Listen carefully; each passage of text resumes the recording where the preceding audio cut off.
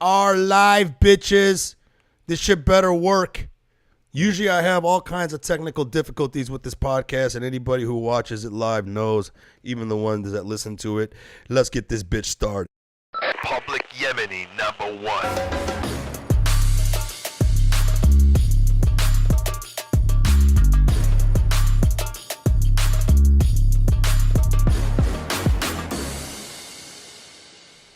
Bitch, what's happening? What's cracking, motherfuckers? I'm over here live with Gary Leli, the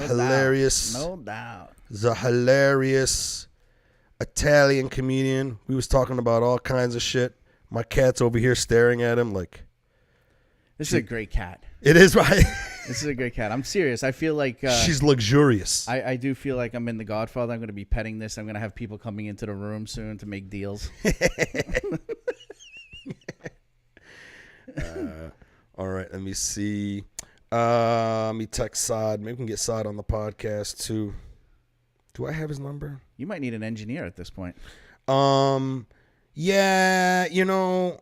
I also like how your head is perfectly placed in between the horns that you have mounted on that. That wasn't even planned. You just look like a steer. And the crazy thing is the horns has got like the Quran written on it. Wow. Yeah. Look at that. What's up, Gary? Mikey. This is a pleasure. It's a pleasure having you. I'm really actually happy you're having me here on Groundhog Day. Is it Groundhog Day? That's what yeah. It is? You know what that... This might be Saad. Salamu alaikum. Hello. Hey. Hi. What's going on? You just interrupted. I was watching this podcast on MikeEshaq.com. Saad, you're actually call number 1, and you've just won 2 tickets to Jingle Ball. Yeah, that's where you... I'm actually in the shower as we speak. How are you guys? That's great. That's great. that knows that you just won the bonus prize of Jingle Balls. Saad's a real Arab. He can call from anywhere at any moment. Yeah, it's true. He's just got suds all over him. He's just calling from the shower. He's like Saddam Hussein. He's got clones that work for him. The clones go out and date the fat girls that he don't want to date. What's that, Saad? I said, don't get me started on Saddam Hussein. I might have some opinions that might get me deported real fast. Listen, bro, knowing your status with the government, there's a satellite devoted just to following you, bro. Yeah, I know. I was wondering if I should even call. I feel like a lot of people are watching, and a lot of them work for ICE. Oh, forget it. You're already flagged. Don't worry about it, Saad. Yeah, I got a lot of military people watching, too, so you know damn well fucking... You better fix that accent, son. He's gonna get out of the shower and play Flight Simulator. What's the cat? What's that? Your cat. What's it called? This is what you called us for? You mean to tell me you saw the cat and you were like, wow, what's the name? I gotta call into the podcast from the shower. From the shower. He couldn't wait. Just curious what this episode's about. You know, like I didn't think you were a cat guy, to be honest. No, he's I am a cat guy. I'm an animal guy, and that's the thing. That's why you probably haven't heard that joke, but I have that bit in my set about how I don't look like a cat guy and how that's messing up my dating life, you know? Yeah. Saad, he's got a great cat, very peaceful, very calm. She's cool. She's just every time I do the podcast where I have guests over, she likes to sit close to people. She just loves people. She's a people cat. Yeah. She hates cats though. What cat likes She other does. cats? That makes sense. No, some cats like cats. Yeah, you never see cats hanging out with cats. Oh yeah. Where? I feel like everybody in the alley. Yeah, I guess maybe in the alley. How often you see that? It's been a long time since I've been in an alley. Never. Cats never go. There's no alleys here in LA. What's that? What's that, Saad? In Kuwait, we have a lot of stray cats. Yeah, but in Kuwait, is it because Arabs love cats, right? I mean, on the street. On the street. In Kuwait, nobody has cats in their house? No, it's by the house. Like they put tuna cans outside. They believe that they're gonna catch mice, even though we don't have mice. It's just the whole thing, you know? So it's like a family cat, but the cat doesn't come in the house. Everybody pet cat, and then we go on boat. Yeah, like what kind of mouse is gonna survive 125 degrees? Saad, stop petting cat. We're going yachting. Yes. Come on, let's go. Stop it already. Yeah, forget playing with the cat. We're trying to get real boozy. Saad, don't Yeah. worry. Stop petting cats. We take Lamborghini to pick up Lamborghini. Come on. Why you have cat? We take Lamborghini to pick up a real tiger. We put a tiger in the passenger seat and we bawling. He's got cats. But the You know, tiger. I still can't figure out why Mike has to put on an accent, but it's like it's crazy. He's Americanized. Really nice. He fought for the Americans. What do you mean it's crazy? You don't like it? No, I think you have a natural one, but you emphasize it even more, and it just sounds more foreign. Yeah. I do it on purpose to add comedic effect, bro. You know? Yeah, he had a terrorist effect. It's got a funny terrorist effect. With that Detroit little Detroit accent. I be that fucking terrorist while the plane's going down. I'm gonna give him a hot five, a type five. My favorite story is when I met Mike and we had the first conversation the first time by the Comedy Store, and like I go, "Hey Mike, how are you? Are you Arab?" He's like, "Yeah, but I'm from Puerto Rico." And I'm like, "What?" And he goes, "Yeah, but I also fought for the Marines in America." It's a long story. But I also grew up in Indonesia. I'm like, "What the fuck, man? I got Patio stories. patio stories. You will meet anything and everything. Hey Saad, you fucking did a great job at Laugh Factory the other night, man. Thank you. Thank you so much. It was great. It was good to see you. Do they got you hosting more now? I'm hosting tomorrow night in Long Beach and then Saturday at Hollywood again. That's awesome, bro. So you're hosting a lot there. Yeah. That's great, But bro. it's enough about me, bro. You have a guest on the podcast. What's the episode about? Let's talk about you. No, let's talk about you. This is more interesting. You're Yeah. in the fucking shower and Yeah. you're calling us. He's not. I am in the he's- shower. I wish you guys can FaceTime. You should see my hair. It looks exquisite. He was just sitting in there crying. He's like, I'm gonna call in now. Yeah. Can you guys hear the water, or it's pretty good? Good audio. We got you. We're good. It kind of sounds like you're I'm taking using- a piss sitting down. No. I'm using a body wash called Wildland. Here we go. Pretty good. Now we're getting all the information. He's gonna be at the door in his underwear in about 3 minutes. Saad, I gotta get you on the Gary, remember podcast on too, deck? bro. I gotta get you on. Gary, remember on deck people would show up to the mic. I'm coming out of the shower. Always. I've never seen it. You would hear the shower running, and then he would come out. He goes, "What's up? We're gonna start this 7:00 mic."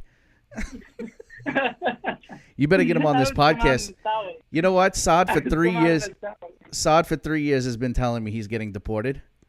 Yeah, Never happens. never happens. Never happens. That's everyone who's about to get deported. They just want to let you know about the impending danger. You talk to Saad, he goes like this. He goes, I have no income coming in, and then he goes, but I have the Kuwaiti account. Don't worry. Yeah, he says that. He says that.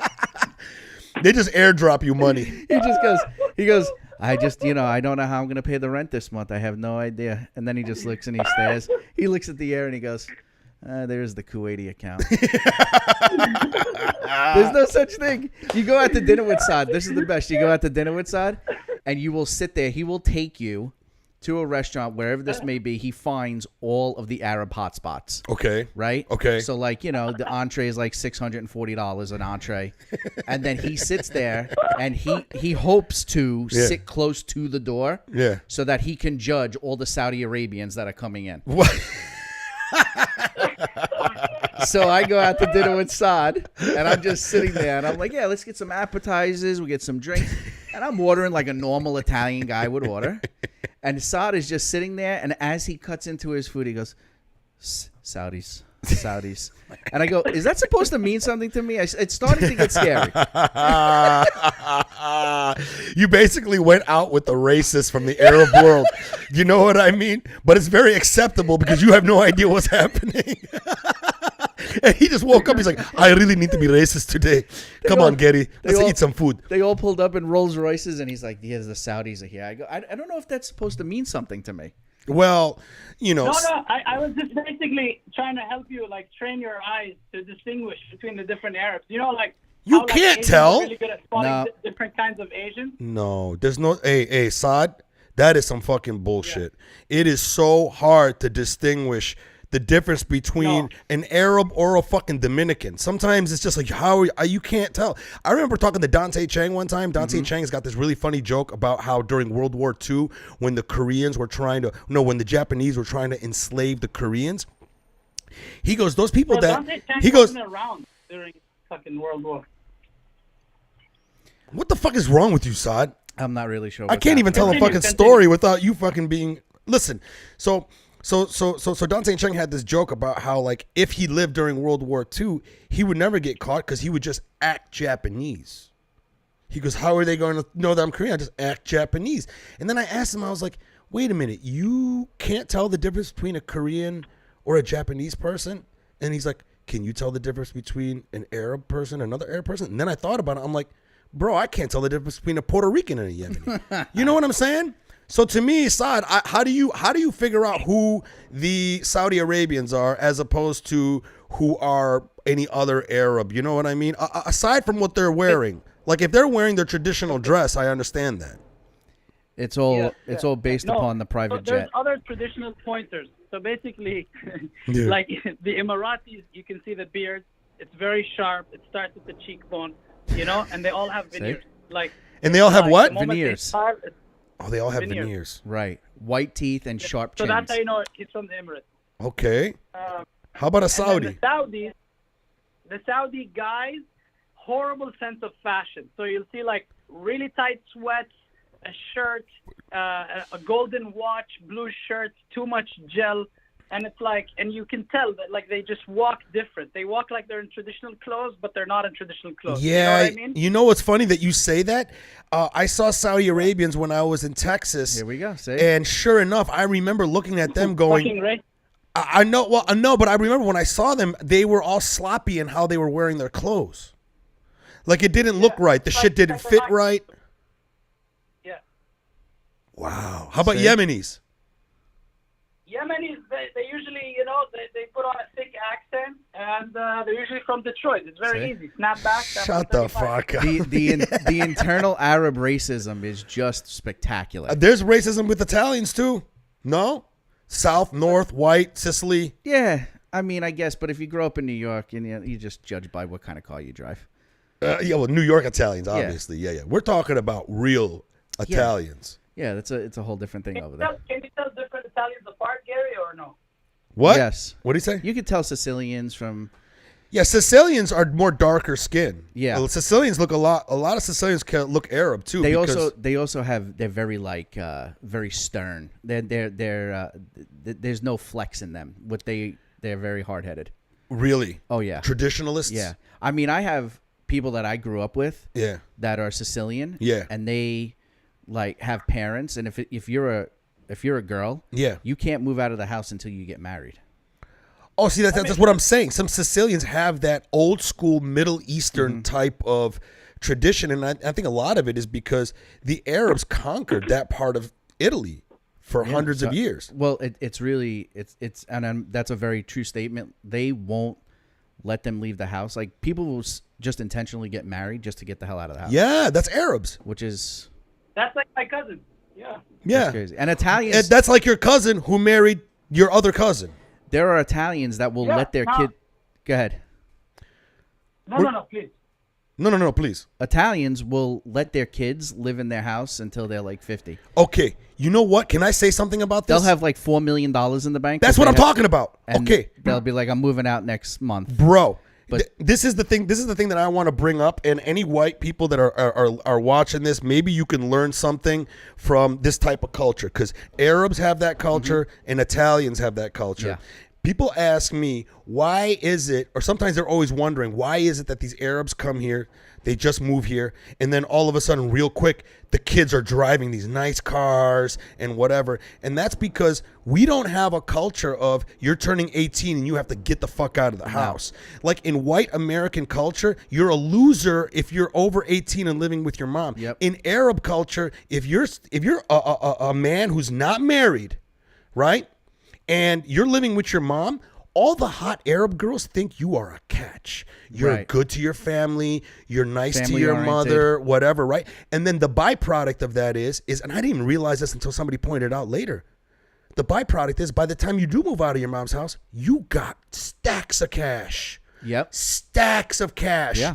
to either invest or blow it up on nice cars. Well, the way this happens is, and I know this from living in New York and Queens specifically, is people will live in their parents' home for that long, have that kind of money, and then move right next door.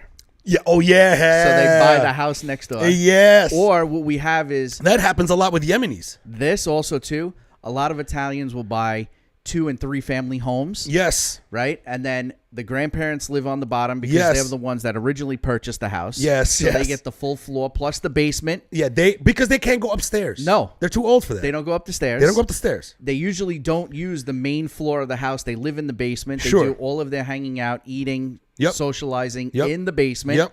And then Yep. when the grandparents die, their kids take it over, and the grandkids go on. It's the like top. a Pez dispenser. That's all it is. It's like a Pez dispenser. It's a Pez dispenser of Italians. When you move, like if you move off the block, Yeah. people are confused. Yeah. Where are you going? Where would? But you if you go? do move off the block, all the family moves off the All block, the- bro. yes.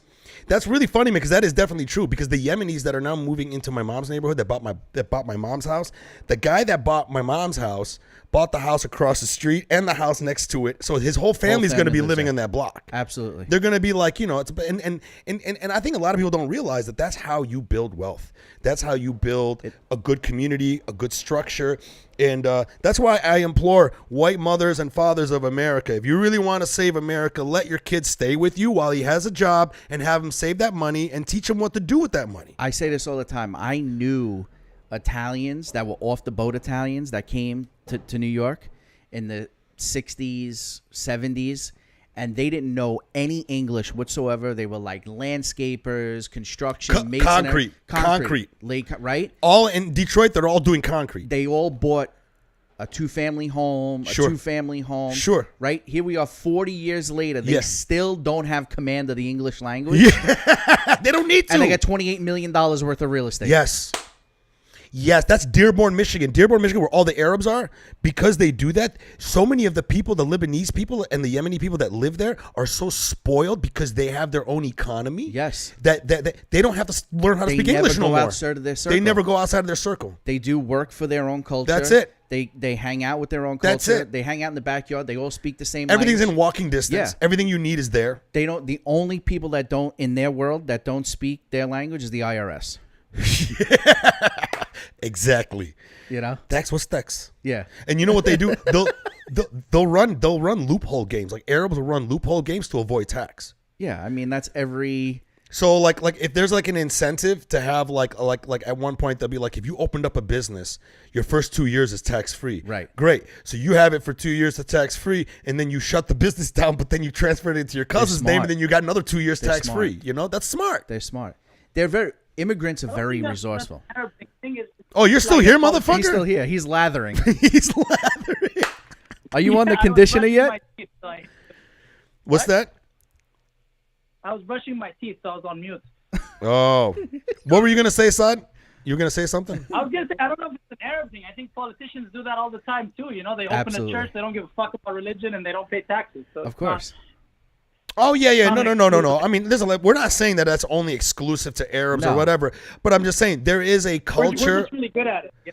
There's a culture. There's a culture of that type of. So I don't know how like Italians look at it, but the way I look at it is Arabs look at it this way. This country meddles with shit around the world that forced bombs on their country, which forced them to flee their country and have to go to the country that blew up their country. Okay? So to them, doing a little white lie, like trying to avoid some taxes, is nothing. They don't look at it like it's anything. It's Right. like Maybe it's owed to them. it's kind of not only owed to them, but then it's almost like this idea of like, what, you want me to be all this pristine type of human being while I'm a product of what you did to my fucking country? Like, go fuck yourself, you know? I think the Italians more so look at it like when they came over, Yeah.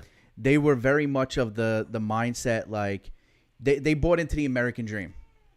They bought into that whole world and that way of living, and they built businesses.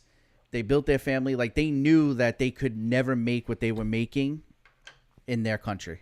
Right. So, I mean, it's actually very interesting. Wait a minute. You're saying that because they know that they can't make what they made in their country, that's why they fuck the government? No, I mean, listen.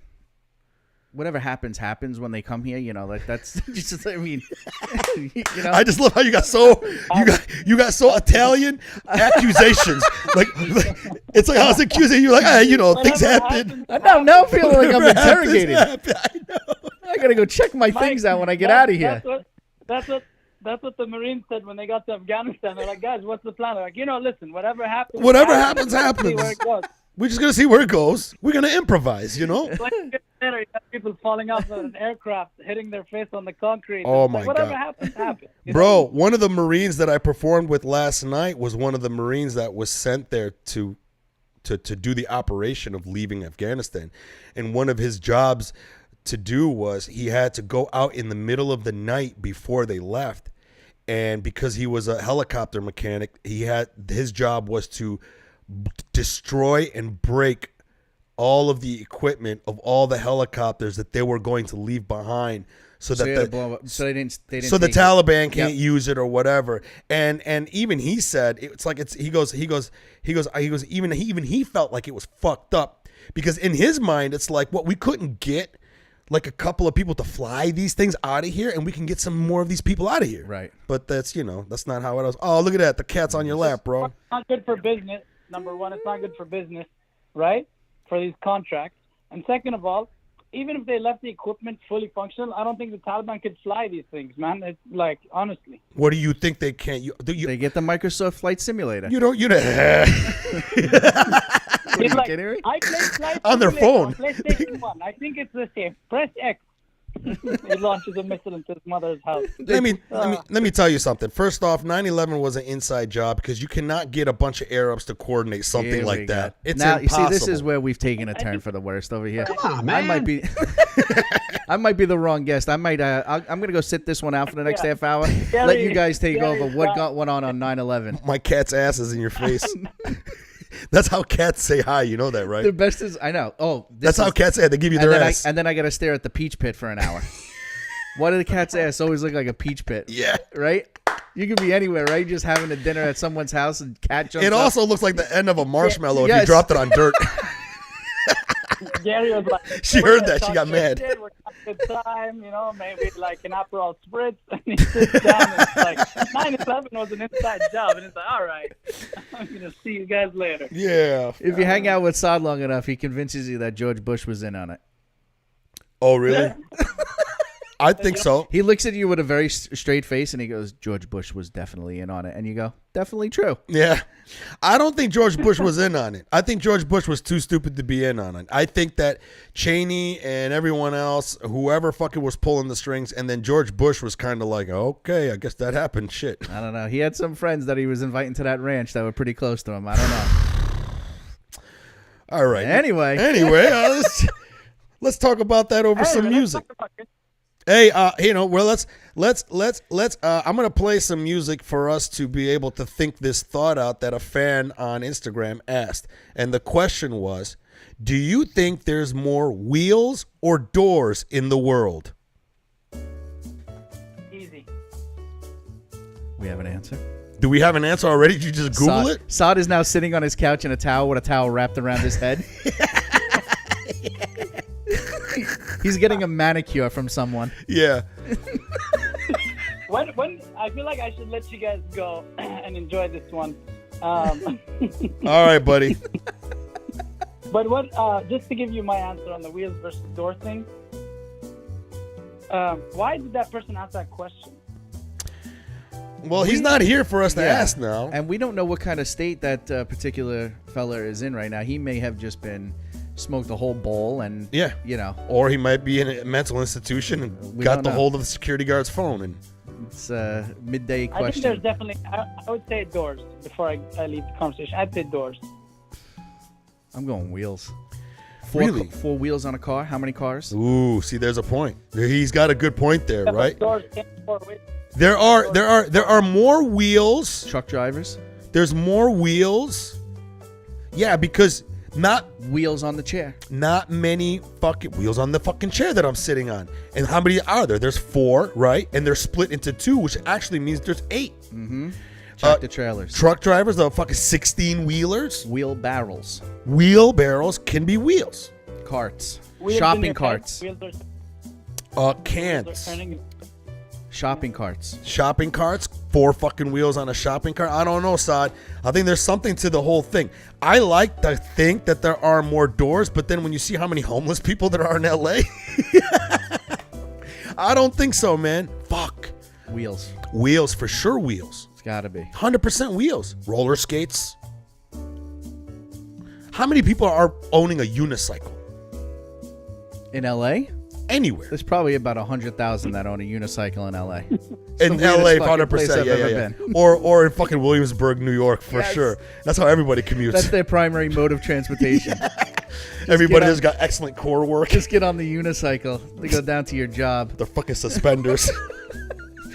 Going to fucking make coffee. I'm going with wheels. Wheels it is. Yeah, I think wheels, man. What do you think, Saad? You still think doors? I'm sticking doors just because I'm stubborn. I think, if you consider tents as buildings and the first doors and, civilization, I think doors. All right. But So, who cares? man, I almost really want to know. I mean, there's a part of me that goes, Let's just go with wheels. Maybe we should move on. if there's Listen, I'm going to go with doors, and I'm going to say 9/11 was an inside job. it was an inside job, bro. Yes. And you needed the door for it to be an inside job.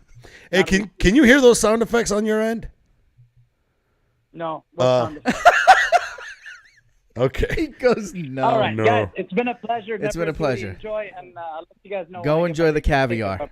All right, buddy. Peace out. Thank you, Harry. Thanks for having me. All right, Pleasure. Saudi. Thank you. All right, bye. All right. That's so bye. funny. Bye. Did you call him Saudi? Saudi. Oh. Saudi. All right, Saudi. Here we are on Groundhog Day, talking about if there's more wheels or doors in the world. I don't know why, bro, but now when I start thinking about it, I'm like, how many people are actually driving?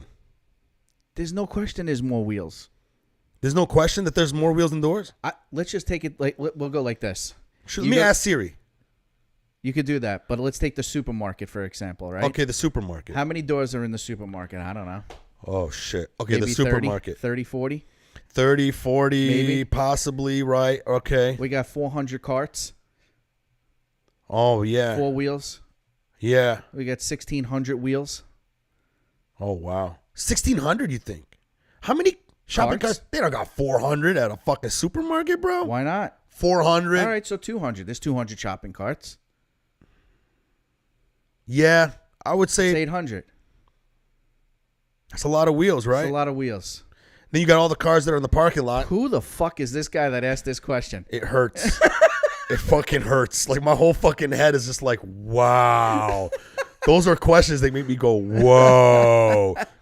Are there more wheels or doors in the world?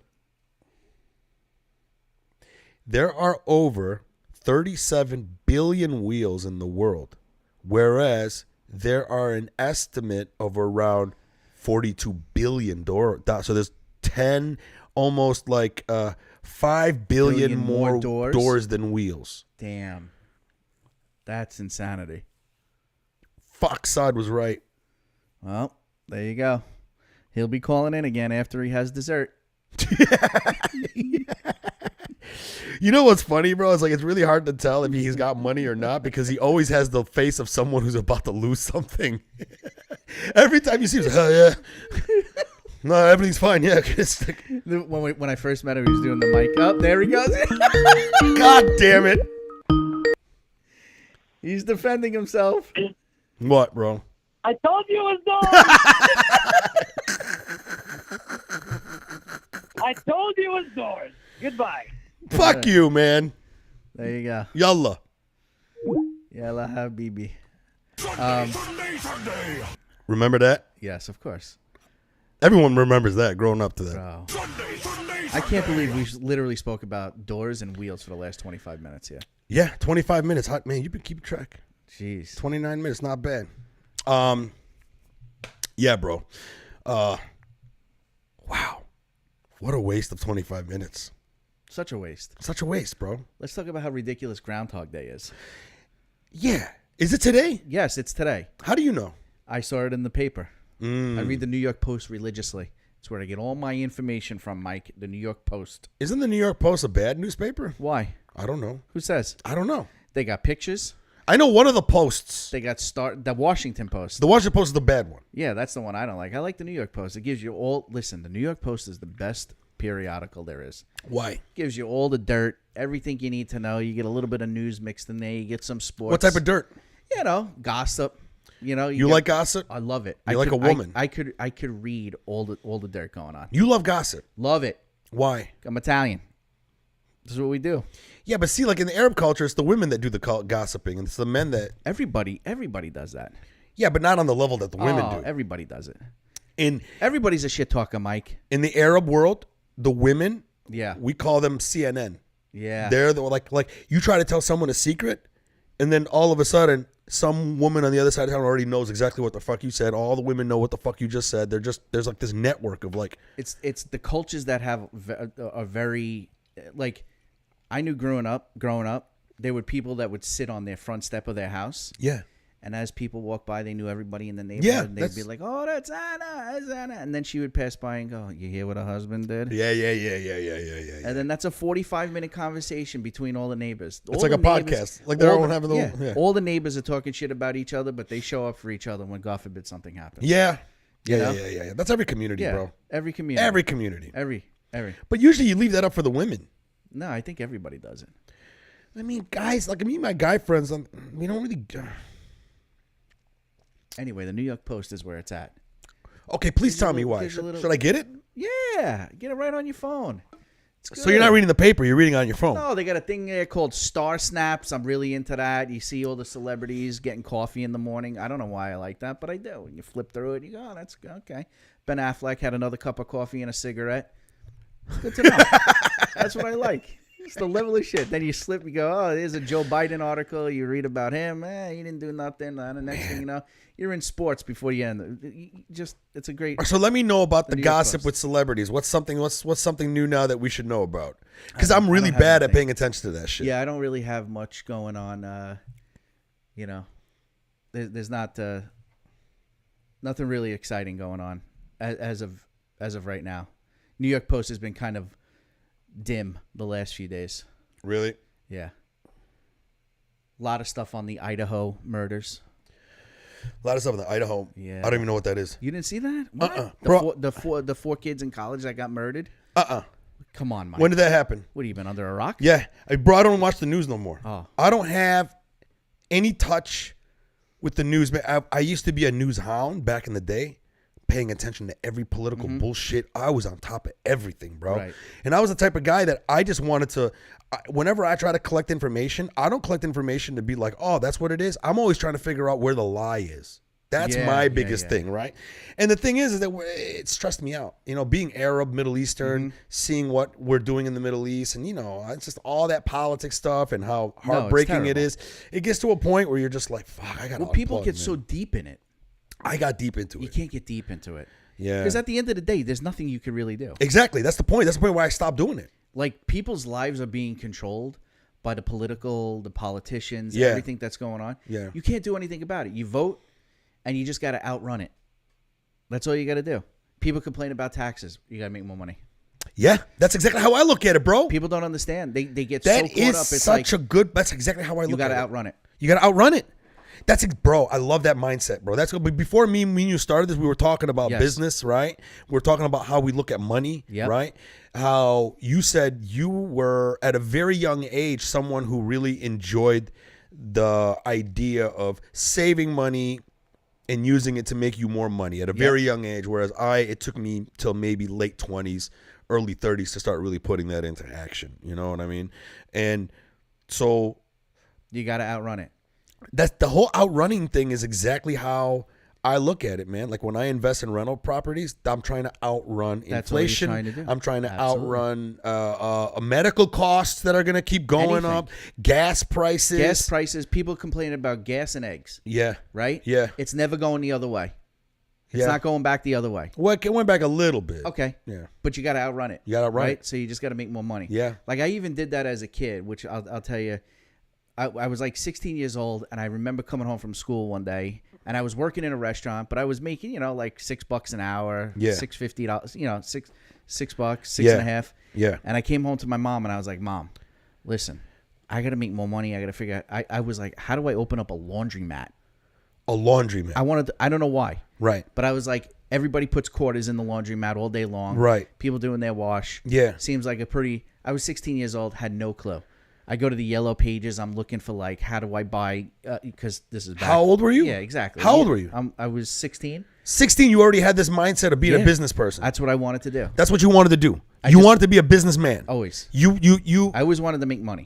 So you right away looked at ways that other people were making money, and you were just so interested. Vending machines. I was like, I can get into vending machines. Had no idea what to do, how to do it, but I was just like, maybe I can do vending machines. Okay. Everyone's getting a snack, a bag of chips, a soda, whatever. Yeah. So then I was like, well, I'm like 16 years old. I would have to actually buy the laundromat, do all of that. So one day I walk into my younger brother needed a Met jersey, a New York Met jersey. Yeah. And Mike Piazza had just been traded from whatever team he was on. I think it was the Dodgers or the Marlins at the time to the Mets. And my brother finds out in school through this woman who was a lunch aide that her husband does all the uniforms for the New York Mets. So I go with my brother. He's like, I want to get a Mike Piazza jersey. Russ at Stitches does these jerseys. So I go with my brother, and I'm standing in this place, all the embroidery machines, silk screening, and I'm like putting two and two together. I'm like, holy shit, I could sell apparel. I could go and get businesses. I can get silk screening jobs, embroidery jobs, and I can have him do it and just sell it. And so he said to me, he goes, here, just take these catalogs. He goes and go to every business you see, pizza places, mechanics, car dealers, anybody you see. They all need shirts, golf shirts, jackets, sweatshirts. And so bowling leagues, whatever. Bowling leagues, softball, baseball, everything. Yeah. So I take these catalogs. I get business cards made for like $80. Okay. And I walk into my school. I was how old were you at the time? Junior, so 16. 16 going on 17? Yeah, 16, 17, junior, sophomore, junior. And I go into the lunchroom, and the assistant principal and the principal are sitting there, and they have a golf shirt on the table with a logo, the school logo. So I go over to them and I say, hey, Mr. Krams, are you doing those shirts? Are you having those made? He goes, yeah. I go, I could do those. And he looks at me like, you're out of your mind. What are you talking about? So I go, I can do those shirts. Mind you, I had never sold a job, ever. I don't know anything about embroidery. I don't know anything about But you knew that you had to be confident. And I knew that I had Russ, who I consider my Uncle Russ now, very close to him. I was like, I'm just going to take it to Russ and have him lead you the way, yeah. So I said to the assistant principal, I said, how about this? Give me the shirt. Let me make you a sample. If I come back and I beat the price, do I get the job? And he laughed at me because he was like, what the fuck? Because you're a kid. Yeah. He was like, you have class in 20 minutes. What are you doing? So he gives me the shirt. It was a Monday. He's probably also laughing because it was like joyous to him as a teacher to see a kid have this much. Mm-hmm. Because I'm sure as a teacher, it probably was like, I'd be laughing too. I'm like, this kid's amazing, you know? Well, so I take the shirt and then I bring it to my Uncle Russ. I couldn't wait to get there. I get out of school. I'm like, I got to go see Russ. I got to, Yeah. I walk in. I go, Russ. I go, they're going to do 200 of these shirts. Here's the shirt. I don't know anything about it. He goes, oh, that's easy. He knows the exact brand. Yeah. He goes, we'll get the exact shirt. He goes, I'll duplicate the logo. He goes, come back Thursday. I'm going to give you this, and I'm going to give you ours. He goes, did he tell you how much he was paying? I was like, yeah, it was like $21. It was a nice shirt. $21 a shirt? A shirt. Was it a t-shirt? It was like a golf shirt. Golf shirt. So there was like, I had a collar and all that. And they were using them because you had to wear a uniform in high school. They were using them in the summertime, like in the spring when it got warm, so that the kids didn't have to wear a shirt and tie. So it was basically part of the uniform. So they were getting them regardless. So they were going to do, like I said, 200 or 300 of them. So he tells me $21 a shirt. He goes, if you can beat it, I'll give it to you. I walk in there Friday morning. I got my sample. I got his. And I go, 19. Saved him $2 a shirt. And he looks at me and he goes, done. He goes, can you have him in 3 weeks? I go, yep. 3 weeks later, I delivered him. I had that account for 10 years.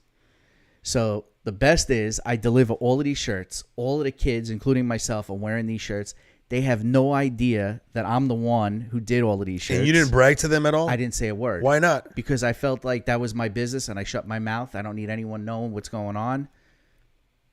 It was between me and the principal. And even the at 16 years old, you knew not to. You had What? you had the discipline to be able to be like, I'm not going to brag to these Nothing. people, because I know if I was doing that, I'd be know. like, It was hard. everybody knows. It was bro. fucking I hard. let everybody. It was fucking know. hard. But here's the thing. This is so funny. So I'm sitting in class. Yeah. And I'll never forget this. It was one of the greatest feelings ever. And over the loudspeaker, the assistant principal says, "Will Gary Leli please report to the main office?" And everybody's like, "Dick, yeah, Dick," because they think I'm like in trouble. They think I have detention. They have no idea. They thought maybe I was late to class or something happened. So I go down to the principal's office, and he hands me a check for like $6,200. I'm 16 years old. Who's this? The principal, the assistant principal. $6,200.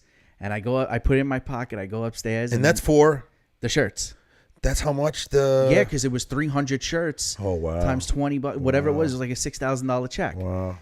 And I'll never forget. I probably made, I don't know, like $1,200-1,300 on that order. Off of that. Yeah, That's I what that was 16, your cut. and I didn't do anything.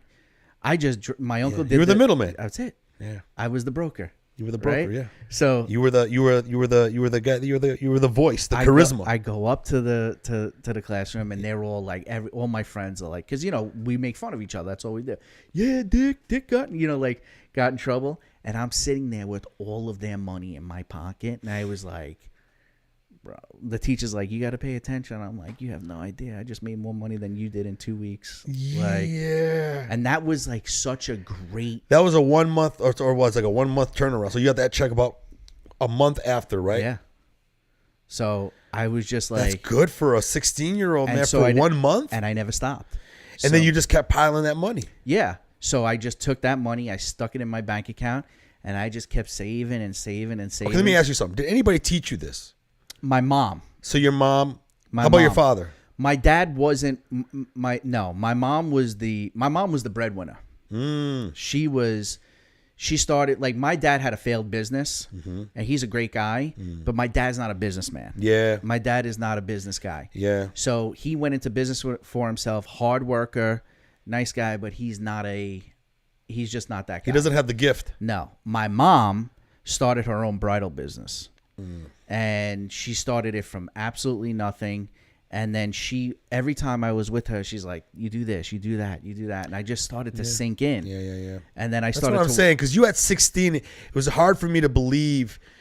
Well, not hard. I mean, it can happen. But it was a part of me that was like, you must have had some inspiration her. to be able to have that automatic idea of how you approach shit, man. My mom was always dropping stuff in my ear. She was telling me at 15, she's like, you should buy property.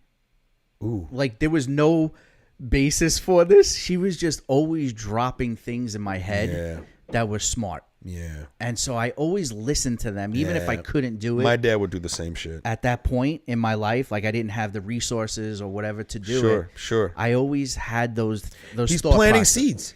She was planting early seeds that were just germinating into whatever they were going to be later. That's and you good. start to think like that. It's a mindset. So you start to think in those terms, and you start to go, oh, okay. And then if you just kind of stay disciplined, I feel, you can make things work, and things start to become easier for you. And a lot of people, that's the problem. It's like none of the shit that successful people do is hard. It's just discipline. I wouldn't say none of the shit that successful people do is hard. I wouldn't say that, man. It's hard. I still think it's hard because a lot of the stuff. So, for example, I did my real estate stuff. When I did that, I was doing that while I was still trying to understand and learn comedy. I was in improv. I wasn't doing stand-up at the time. But while I was teaching myself real estate, it would give me migraines. I never had migraines before. The reason why is because I was forcing myself to learn something that doesn't come naturally to me. So the first 2-3 weeks of being in that was grueling because my brain was like, no, dude, make jokes. Right. Not figure out these spreadsheets and ROIs and how to fucking calculate So how did risk. you get started in that? In the real estate thing? Like, what made you get into that? Well, I'm going to tell you, my mom did the same thing. My mom would always plant the seeds Michael, go into business. Yeah. Michael, become businessman. Right. Because everyone in my family is business. Right. I'm talking everyone on my mom's side of the family, business. And the funny thing with Yemenis is Yemenis can tell what type of character and what you're about just from where you are in Yemen. Right. Because we're all tribal, right? Right. So I remember as a young kid, I started realizing how important it was for me to know where in Yemen I came from. Because my parents never really gave that stuff to me, you know? I walked into a gas station and this guy was like, where is your family from, man? He's from Yemen. And I was like, oh, from Hadramaut. Hadramaut? He's like, you from Hadramaut? Because I never see Hadrami people in Detroit. And then he's like, wow, man. He goes, your family, they very got money. They're business people, very smart. I'm like, whoa. How do you know this? And he's like, you know nothing? And I was like, no. He goes, brother, you need to learn your history, man. You're gonna. He tells me, he goes, when you learn your history, you're gonna learn a lot about yourself. Right. So I was like, okay, I was young, whatever. Right. Then a few years goes by. I'm sitting down with this Jordanian guy at a film festival.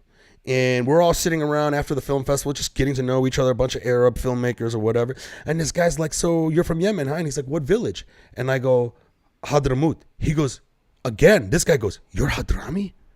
And I was like, yeah. I go, why is it that people fucking flip out when I say that? He goes, you never see Hadramis in Detroit. Right. And then I'm like, okay, so what does that mean? He goes, so you have no idea about your people, do you? And I go, no. And then this is exactly what he tells me. He goes, let me guess. The majority of your family are highly educated. They are all in business, and the majority of them reside in Asia. I was like, what the fuck? I was like, yeah. He goes, what country? I go, Indonesia. He goes, of course. And I'm like, wow. What are you? Then he broke it down. He was like, dude, you have no idea. He goes, your people came up in a part of Yemen that was so hard to grow or live because it was the arid desert and they couldn't get to the nice part of Yemen easily because of a treacherous mountain range. So it was much easier for them to build ships and get the fuck out of there. Wow. So he goes, your people were the seafarers of Yemen. They were the only ones that built ship, and they traveled all along the Indian Ocean, industrious, being merchants all along Southeast Asia before Islam. Mm-hmm.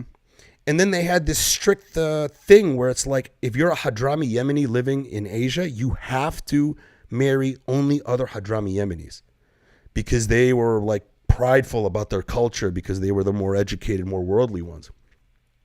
So business is in my genes, right, bro. And it was even in my mom. My mom just always telling me, go into business. But I always wanted to be an artist. And I always, at a very young age, was like, I couldn't understand business and art at the same time. Like the idea of running numbers and all that shit just didn't fucking matter to me. But then, bro, 28 hit. And then I started like really looking at the world differently. My mom started investing with this guy in rental properties and stuff. And then she asked me whenever I was around, hey, could you go check on this home or whatever with this guy? And then when I started seeing her and I started talking to this guy about how they do it and stuff, I could do this. That's when I'm like, this seems like a real, this is a get out of jail for free card. This is like, if I set myself up right, I won't have to work for anyone. So to me, that was the light at the end of the tunnel. Passive income. To me, if I can get this passive income, then I can just be the comedian and artist that I want to be and not have to worry about whatever.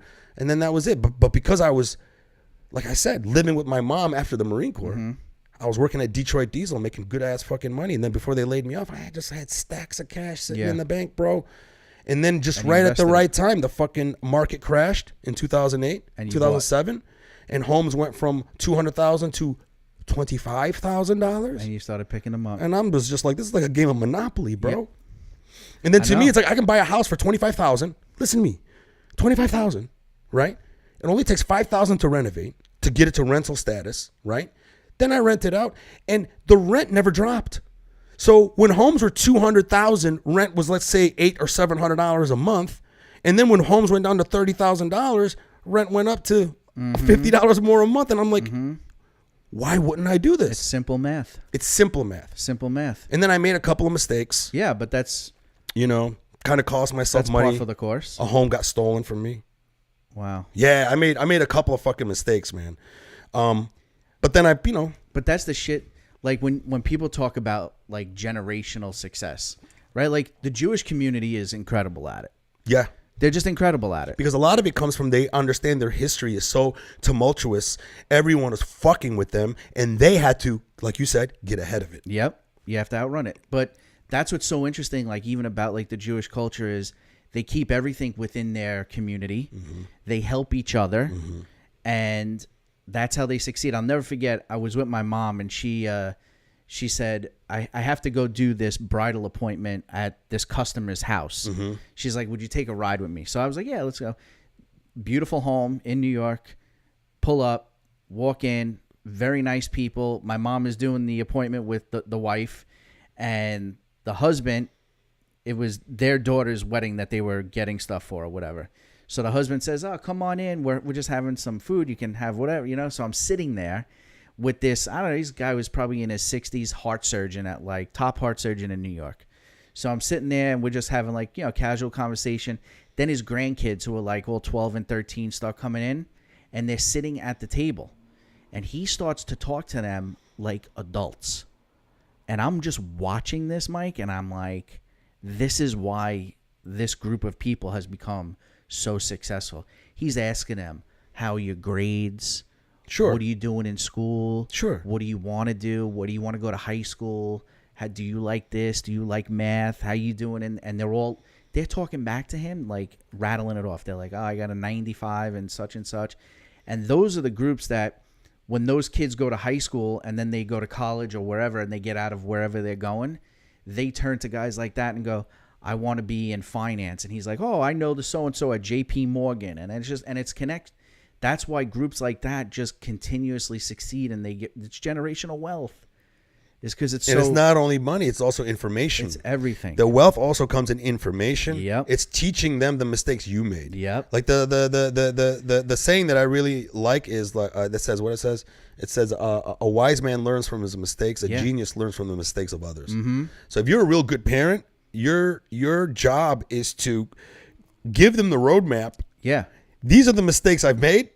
Here's the shortcut. Yeah. You know? And that was the great thing about my mom. My mom didn't have like that, you know, she wasn't a really highly educated. She just had a really good sense of business.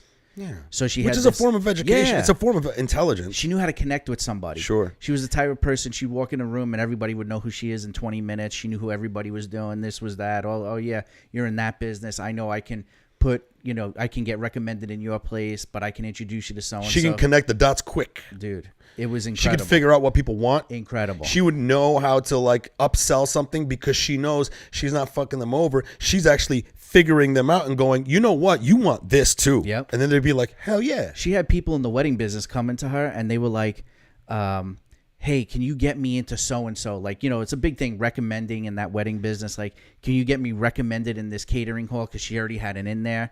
And she was like, yeah, but I'm going to come set up a display in your spot. And they were like, yeah, just come. Just set nice. up. And my mom just knew how to like, you know. She's it good was people. Yeah. And she's a good business person. And she was smart about it. And because she's probably a business person that comes from a genuine place. You can meet business people like that. They come from such a genuine place. You always want to do business with them. Oh, yep. Do you know what I mean? My uncle is the same way, who I do my embroidery business with. He's the best. Somebody will walk in and he'll go, yeah, your shirts are going to be $17 a shirt. And they go, oh, can you do better? And he goes, yes, 19. And they're like, what do you mean? He goes, I'm going to do better for me. Why is it always got to be for you? Yeah, that's funny. And it's just like, That's funny. And they go, all right, no problem. Yeah, Order more. Yeah. Or he'll like take a t-shirt from them and he goes, I don't want to do 24 t-shirts for you. I can't make no money. And they go, I'll do 60.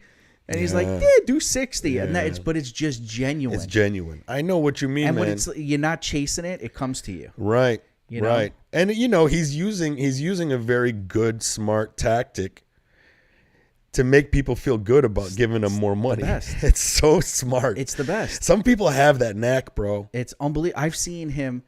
I love people like that. The way he talks sometimes, like he has like black customers that come in, and he's so friendly with them that they come in and What? he goes, don't shoot.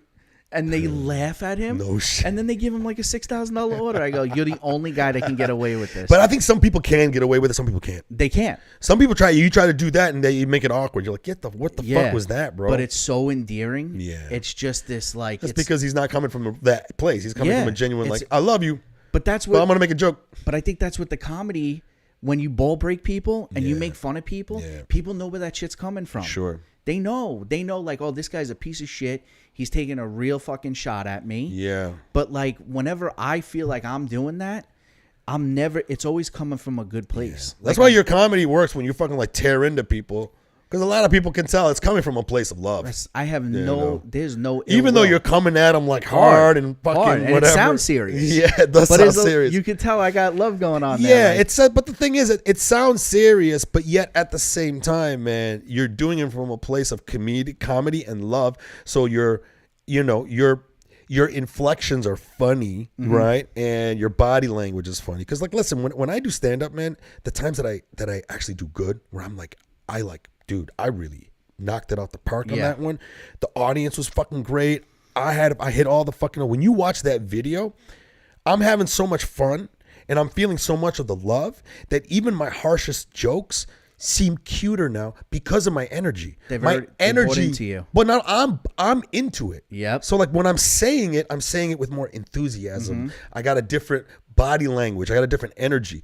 And then sometimes I'm telling a joke that's so fucking dark. But when I watch that video, I'm like, that's what I got to recreate. Yeah. You got to love the audience. Yep. And that shit just shines through you. And that's the same thing as your boy saying something terrible or something. But you can see that it's coming from a funny place. You can see it in people's eyes. Yeah. You know, like you can sell, because there's people that'll say shit to people and you're like, damn, man, like it gets weird. Yeah. And you're like, I'm like that if I'm too high. you know, If I'm too high, I'll miss the mark.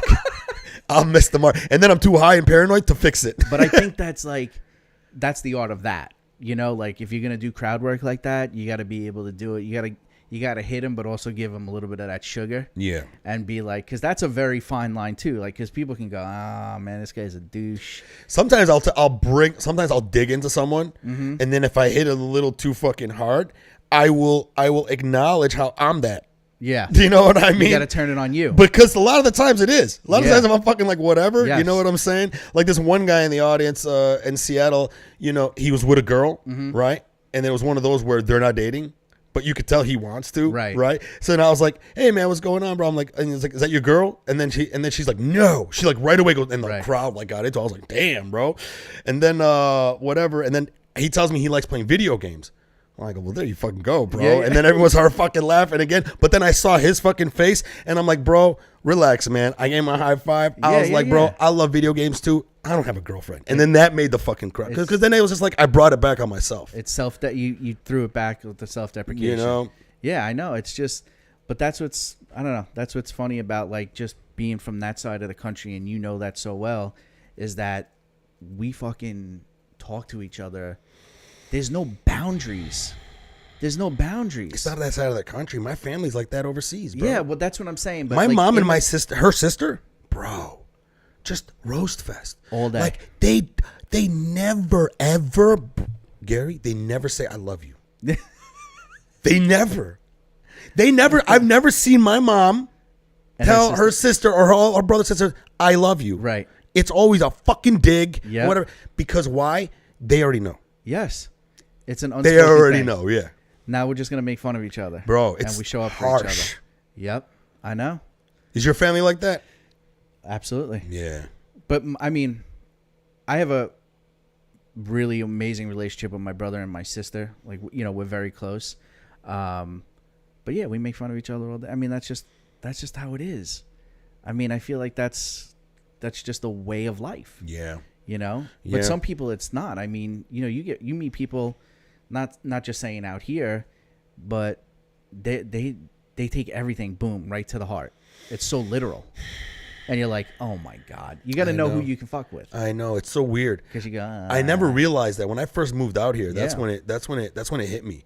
I was like, like I remember this one girl. Like I was only here 2 weeks, and we're talking. I'm just talking the way I talk. Yeah. And she's like holding her arm like this, kind of like, like, cause like almost like there's heat coming from me or whatever. Right. She's terrified. And then she's like, "Why are you so aggro?" No, hold on a second. This is like 2012, and I'm like, "Why am I what?" I'm like, "What's this, agriculture? What are you talking about?" She goes, "Aggressive." Oh my god, bro, that made me mad. I go, "Don't say aggro, just say aggressive." I know. But then I was like, I wasn't being like aggressive. I was just talking. But yeah, that energy out here. And then if I go out back east or if I'm back in Detroit, man, because I've been out here for so long, I forget what it used to be like in Detroit. I went into an auto parts store. I had to get a foot pump because my Supra that was in my mom's garage had a flat, and I had to pump it back up with a foot pump. That was the cheapest way to do it. And I knew that a foot pump would work. A Supra? Yeah. Nice. Look at you. I know. I still got to figure out what I'm going to do with it. But listen, so I go into the auto parts store, and I tell the guy, there's a black guy behind the counter, right? And then I was like, hey, man, I got a car in the garage right now, and it's got a flat, and I can't drive it out, and I need to get the air up. I need a foot pump. No, you can't do it a foot pump. I was like, yeah, you can. No, you can't. I was like, yes, you can. Oh, hell no. But he was at me with this energy that I thought I was going to get into a fight. Right. And I had to like remind myself, like, bro, you've been in LA too long, bro. This is just normal. That's just normal. He's not even mad at me. And then when I finally pointed out that you could do it, and then all of a sudden he was like, damn, I didn't even fucking know that shit. You know? Dude. But the point was he came at me with this energy like that, but his actual intention was, I'm just trying to help you out, bro. That's it. I don't think you can do that. That tone, yeah, you get used to it out here. I know. Where it's so different. I mean, that's so funny you say that. Like, I used to work in an office in New York, right? And I'll never forget, there was the janitor this guy was the best. Carl the janitor. And I'm working at this place. Carl the janitor. Yeah. I'm working at this place for literally a week. Yeah. And I'm in the bathroom. I'm in the stall. Yeah. And he's in there. He used to mop the floor with no water. Carl was a janitor, but he was just putting in time. And he would just be in there like, just mopping the floor. I was like, Carl, you don't even use water. I don't even know what you're mopping right now, right? Yeah. He's just going through the motions. And I just hear him, and he had this like very gruff, salt of the earth type of guy, but street as it comes. Yeah. And he'd be like, Gary, let me ask you a question. Mm-hmm. You bet on football? And I go, nah, not really. He goes, okay. Mm-hmm. Then he goes, you smoke weed? I go, nah, I don't really smoke that. You know, not my thing. And he goes, okay. And then he goes, but Gary, let me tell you something. You ever have an itch? I could scratch it for you. I go, oh my, and I'm in the fucking stall. I'm in the stall of this bathroom, Mike. Right? And then I come out and I'm laughing because he's dead serious. Like, he was the office pot dealer. He was the office bookie. He would just like roll up to someone's desk and slide the door open and put a little ounce of weed in there. And shit. That's hilarious. And he was just like, Uncle Carly took care of you. That's awesome. And he was fucking hilarious. And so then I'm standing at the sink and he just looks at me. He's got the mop in his hand. He goes, Gary, at least tell me this. Do you eat pussy? And I go, what the fuck is going on here? And he goes, just making sure you're not gay. And I go, oh my God. These are the types of people you find on the East Coast, bro. Or like just on that side of the world, Detroit and stuff, that you go, I know. They wouldn't even know how to exist out here. No. Because I just took it. I was like, this is the best fucking, like, I'm in the bathroom for 10 minutes. Yeah. And I had basically an interview with the Yeah. janitor who asked me if I'm a drug user, a gambler, and if I ate pussy. Oh, shit. And I was just like, Carl, you're the best. And he would just, oh, my God, salt of the earth. You want to talk about salt of the earth people? This reminds me, when you told that story, man, about being in a stall. There's a guy that I know who became a sheriff in Detroit.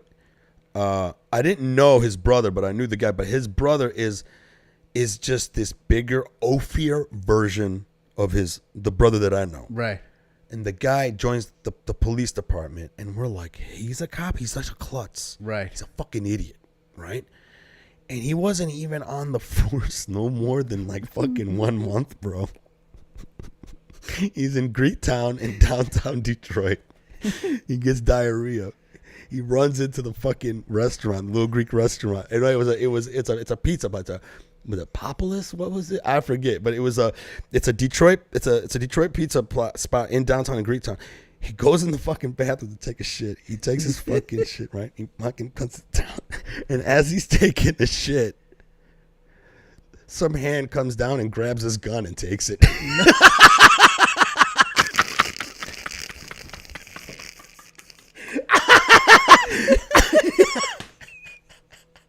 And he couldn't get up because he's still fucking shitting. How amazing. How hilarious. That is so Detroit, It's bro. amazing. I fucking love it, man. This is the shit. And then man. he's not a cop anymore, obviously, I know. bro. It's like you put your whole belt and everything on the fucking floor. You can't In Detroit? You can't write this shit, Mike. For sure somebody came in. This is what's funny. They didn't even. In my mind. This is what's funny. In my mind, bro.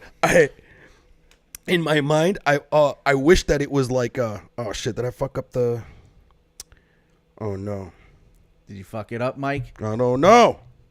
The recording? Can you guys still hear me? Please let me know if you can or not. Yeah, I think it's good. To me, I just wish. This is the funniest shit. To me, what I want to see, like in my mind, that the hand just came in there like very calm and it was just like amazing.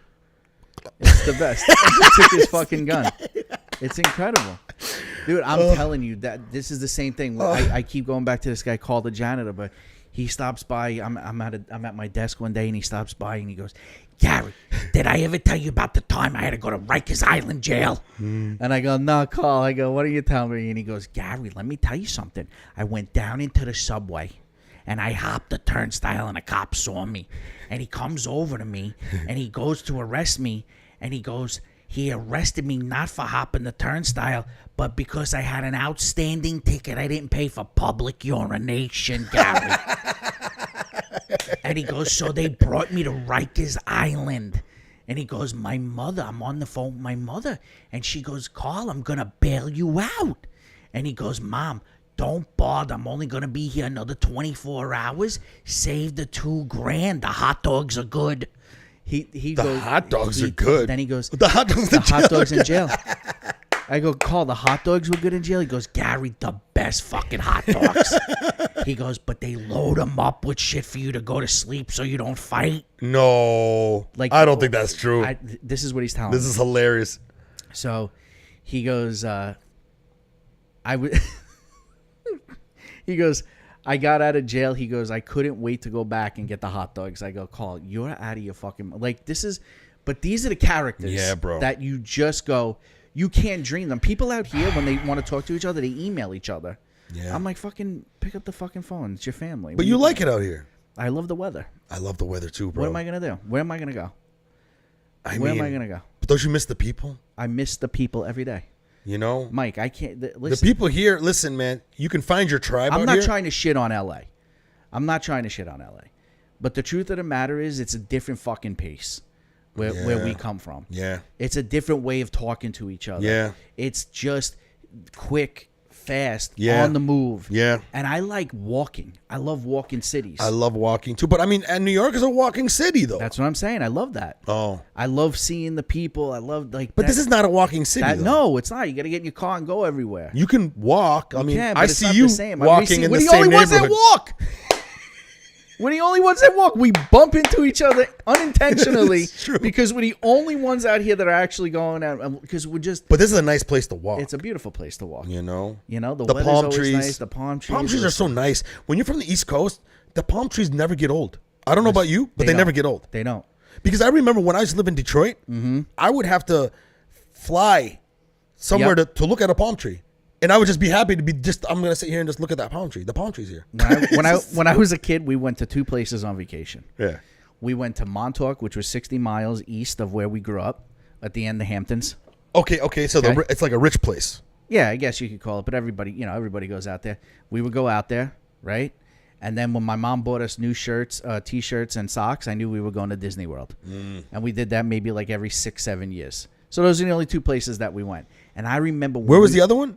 Disney World. Okay, Disney World in Florida, right? Orlando. And I'll used to never do that. forget landing, when you left New York and you landed in Florida, it might as well have been the most exotic place you've ever been to. I know. You're looking at palm, you're like, oh my God. Yeah. Lush. Sun. Beautiful. It's it's cold at home and you just went down to 75, 80 degree weather. But it rains for like a half hour in the middle of the you're day back out. and then it's back out You're again. back out. Yeah. No, I know. You just feel like sometimes when I talk to the people at home Yeah. and it's fucking 10 degrees there and I'm just sitting outside smoking a cigar and it's know. fucking 85. I know. I go, how can I ever go back there? I know. As much as I love them. I know. I don't love them that much. I know. You're right. Mike, You're 100% right. You nailed it. I mean, I look at That's why California knows they got everybody by the balls. yeah. The taxes are through the roof. Yeah. The state tax is too much. You fucking have to pay an arm and a leg to live anywhere. But I'm happy you're here. Yes. I need the sun, man. Mike, I saw you this morning. Yeah. You were cleaning the crust out of your eyes. Yeah, I just woke up. And you go, That's right. and you're just standing there in a fucking t-shirt in February. Yes. If this was Detroit, Yeah. you'd already be angry by that part of the morning. I'd be here. I'd be here, bro. Do you think you can move back full time? Bro, my goal is to never go back. Never go back. Never. I don't ever want to go back to Michigan, period. Mm-hmm. I don't like cold weather. I hate it. I don't like the winter, man. The snows make me fucking depressed. It's the worst. At the height of the winter time, the sun in Michigan goes down at 3:30. 3:34. Same in New York. 3:34. Then late at night, though, we have a longer because we're a little bit higher up than you. Same in New York, though. Because we're a little bit higher, but at the summer solstice, the sun don't go down until 8:30? no, 9:45 for Okay. us. Yeah, it's So, an yeah. extra hour. So that's And if you're doing Ramadan during the summer Right. solstice, bro, I'm serious. I never thought of that. Yeah, because every year it goes back a month. So when it's in the winter time, it's great. You wake up, you're fasting for an hour, and then you're eating. You know what I'm saying? But then in the summertime, the sun goes up at 4:30 in the morning. Yeah. And it doesn't go down till like 9:45, bro. I know. So, but to me, New York is different, bro. New York is, the weather sucks, but it's New York. It is. In Detroit, it sucks, but then you're in Detroit, bro. Detroit, no matter how much better it's getting now, it's getting a lot better and stuff like that. It's still fucking, it's just not like a place like New York or here. No. So to me, if I had to move back to New York, that doesn't seem like I'm losing. If I had to move back to Detroit, I've lost. You mean you feel like you're going backwards? I fucked up. Yeah, fuck that. Because to me, I'd rather live somewhere tropical. I bought land in Bali. Oh, really? Yeah, 2015. How the fuck do you even go about that? Well, I have family Zillow? What do you go? What the fuck is that? I have family that live there, so I put it on their The name. smart ones are in the Asian countries. Okay. Yeah. So then, I was there for 2 months, 2 straight months, and then because I speak the language a little bit. Really? So I just got a bunch of locals to show me places that were being sold, and it was very stressful and a lot of fucking lying and weird shit, bro. But then I ended up being lucky enough to get a sliver of small land. It's not too big, but it's in a very gentrified area, bro. Okay. It's practically Santa Monica there. Right. Now, you know what I mean? And it's like a 5-minute moped ride to the main beach. Wow. So, but it's just land, and I'm trying to find time to build on it. It's hard because you got to like stay there and watch the people. So you want to build something to rent it? Yeah. Build something to rent, and then have a spot for me to go there anytime I want to. Right. So you can go there, hang out, and then rent it, like Airbnb it. Airbnb it. Yeah. Do like long-term rentals. If I can get like an agent that I can trust, do short-term rentals because you make more money that way. But then, I wouldn't mind doing 3-month, 1-year rentals, and then like try to strategically place it to where when it's open, I can go there and have it for the time that I want. Couple weeks, a month. Because whenever I go to Bali, bro, it's just so relaxing, bro. Yeah. I mean, that's a different And world. I've been going there since I was 5 years old. Really? Yeah, because my family's out there. Wow. You know what I mean? I've been going to Indonesia since I was 5. So it's like a second home to you. Yeah, exactly. Dude. It's a second home, and I don't look like anything like the people, but I speak the language. This is fascinating. Yeah, it blows their minds I away. had no idea. You're all over the map. Dearborn, Michigan, L.A. Yeah. Unbelievable. Yeah, bro. That voice that you do, bro, you should do a character. Carl. Yeah. Carl. Carl, I used to do the joke about that. I used to tell a joke about. Hold on. Like, I want Carl to give me. Can Carl give us some advice over some music right now? Ooh. This is your Uncle Carly. Listen to me. When you get a custom tailored suit, don't just get the actual fabric. Get the skin of the animal it's made from. Tips from Uncle Carly. Uncle Carly,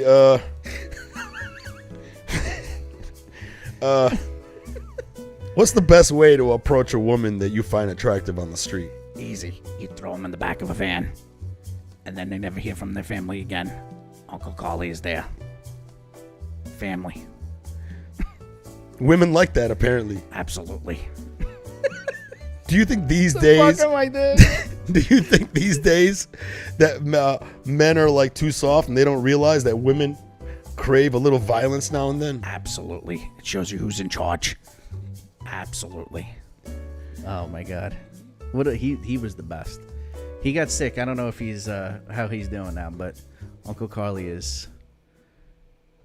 He's I'll never forget. He was wearing came out of the office building one day. It was a Friday. He couldn't be happy to be leaving the place. Now Carly, I'll show you a picture of him.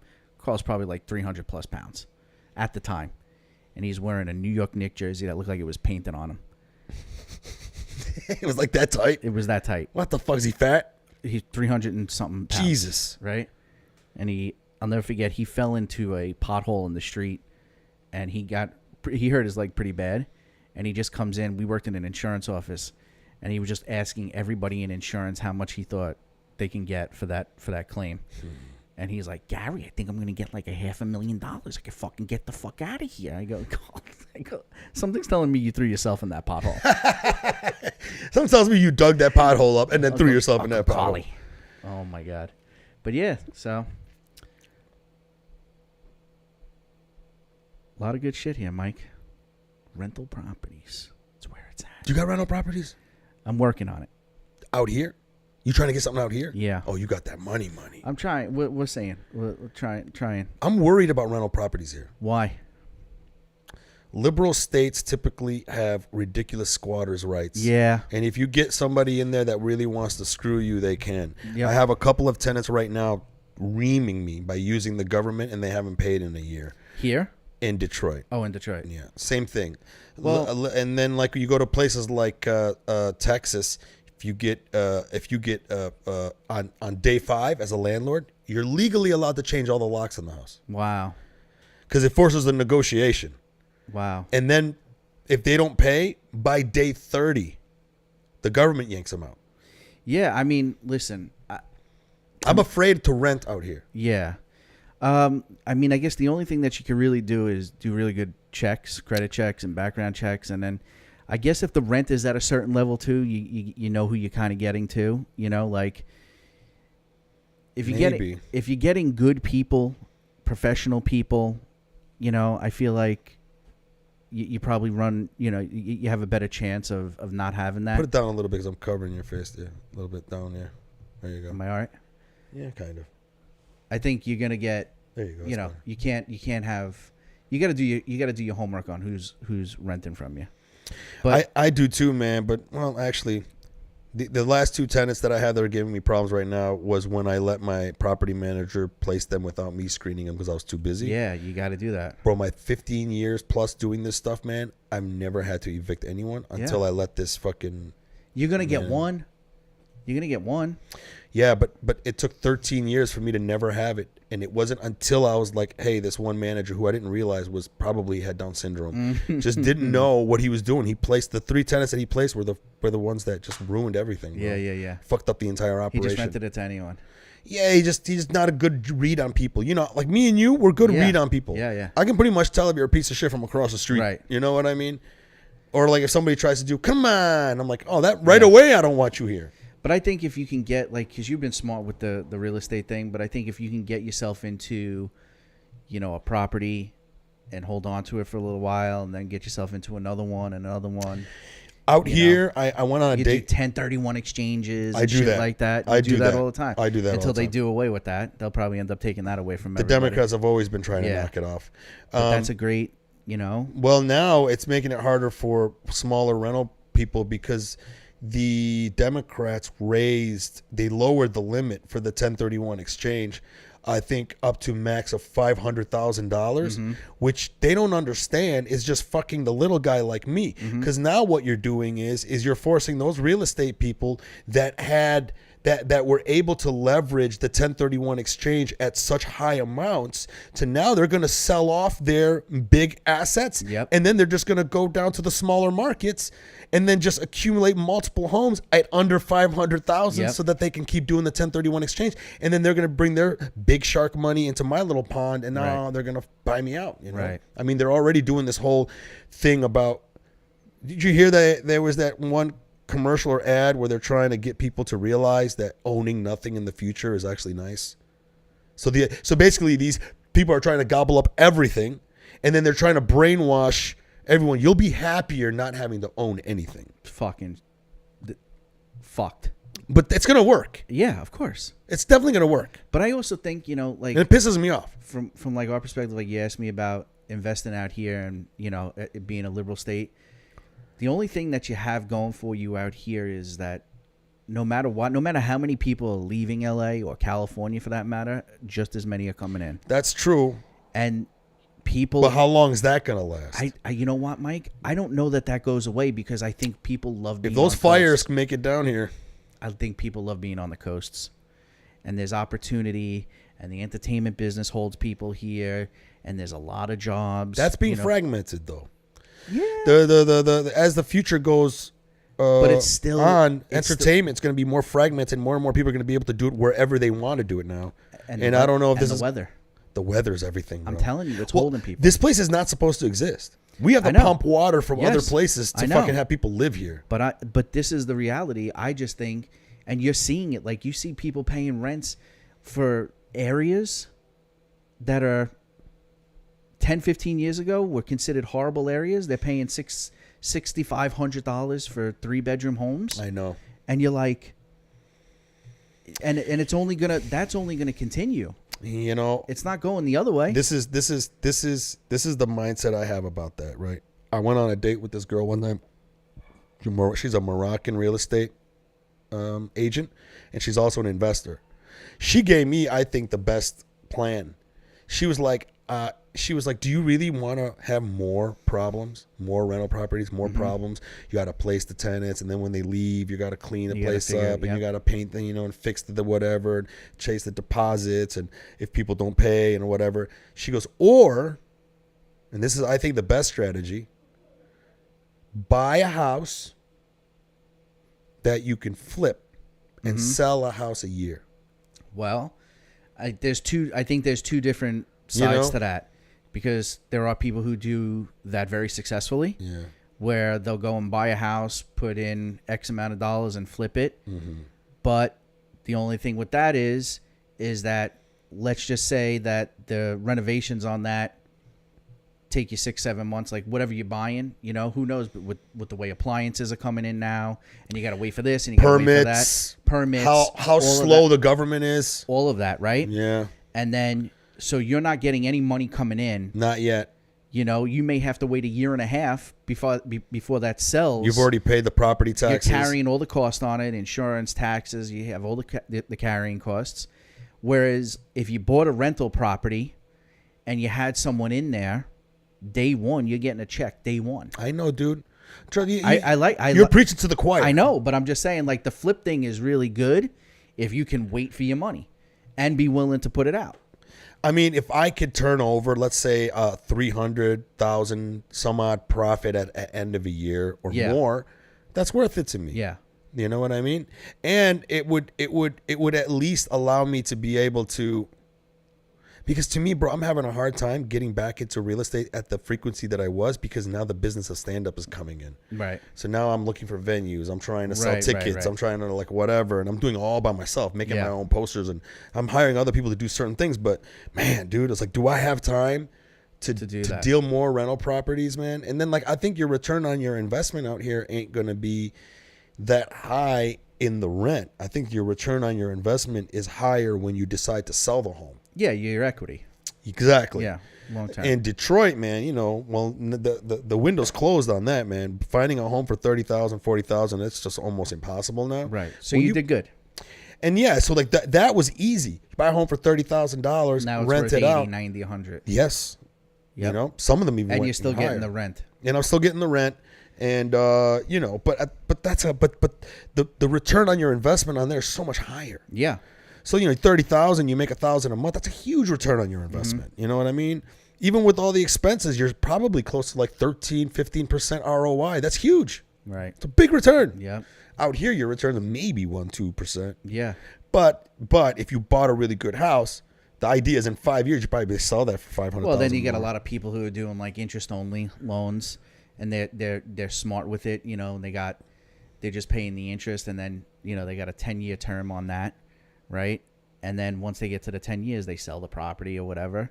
They give the bank back their money. They make a little bit here, but they're making good money on the rent. Like, let's just say their mortgage is, $3,500, $4,000, but they're getting $8,000 a month in rent on something. I might have to look into it because the prices have went down. Yeah, well, I was talking to a real estate agent who she used to manage the Laugh Factory, and I saw her the other day, and she was like, "Yeah, in some places, man, some of the homes went back down to like 700. Yeah, everything came back to reality because of the interest rates. Yeah, that and just that whole boom of 2020, where the interest rates were what, nothing. I wish I had something to sell then. So crazy, and then they went up to what, like 7.25. That's I think recently, so. and now they're back down to like 5, a little over 5, 5.5. Yeah. So and that's going to come down, which is going to get more people going after these properties. Are you looking right now? Yeah. You got an agent? Yes. Have you actually looked at the houses? Mm-hmm. How much are they going for, like around? I mean, it all depends. I mean, there's houses, anywhere between $1 million, $1.3 million, $1.4 million. But that's like, depending upon where you're looking. Where are you looking?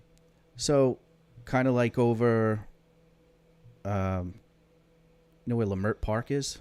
Mm-mm. Kind of, yeah. It's like over, where is it? It's not that far down off of Beverly. Okay. It's like near Jefferson and down and further over there. On the east side? Is that the east side? I don't even know what it's considered. I never know where I am out here. Me neither. But it's closer to downtown. But those millions, man, I'm fucking, yeah. Yeah. But just looking, like, just trying to understand like what's going on over there. But those houses, someone was telling me 10 years ago, somebody bought a house over there for 5.25. It's now worth $1.2 million. How long ago? 10 years ago. Yeah, that's good. It's crazy. That is good. Shit, bro. I just have a hard time doing too much, buddy. And they're just gentrifying all of that shit, and the Olympics is coming, and they're trying to build it up, and I gotta hop on it, bro. It's crazy. It's just the idea of having a mortgage for $1 million something. I know. Is just scares the fuck out of me. But if you got a renter paying that, covering that, I know. And you're making a little bit of money every month, and you're getting the equity in the house. It's the turnovers that drive me crazy. Yeah. It's like you want to get somebody that's going to be there for a while. Yeah. But usually, for me, the longest people stay is like 6 years. Yeah. Well, a lot of people say one of the interesting things is like a traveling nurse program. Yes, that's right. Somebody told me about that shit. And I don't know anything about it, but that's something that you can do too. But you got to buy stuff that's kind of close to a hospital, and it has to be furnished. And furnished, because they need to just be boom in right in. They're right. Not. They're going to be there for a 4-month period, and whatever the rent is, they take care of it, and they're hardly ever there. I got nurse friends. I should hit them up. Yeah, traveling nurse program. I heard that. I don't know how true that is. No, it is true. A lot of people told me about this. This is multiple people. Yeah. I think Willie Mack's doing that too, because he's into real estate. Yeah.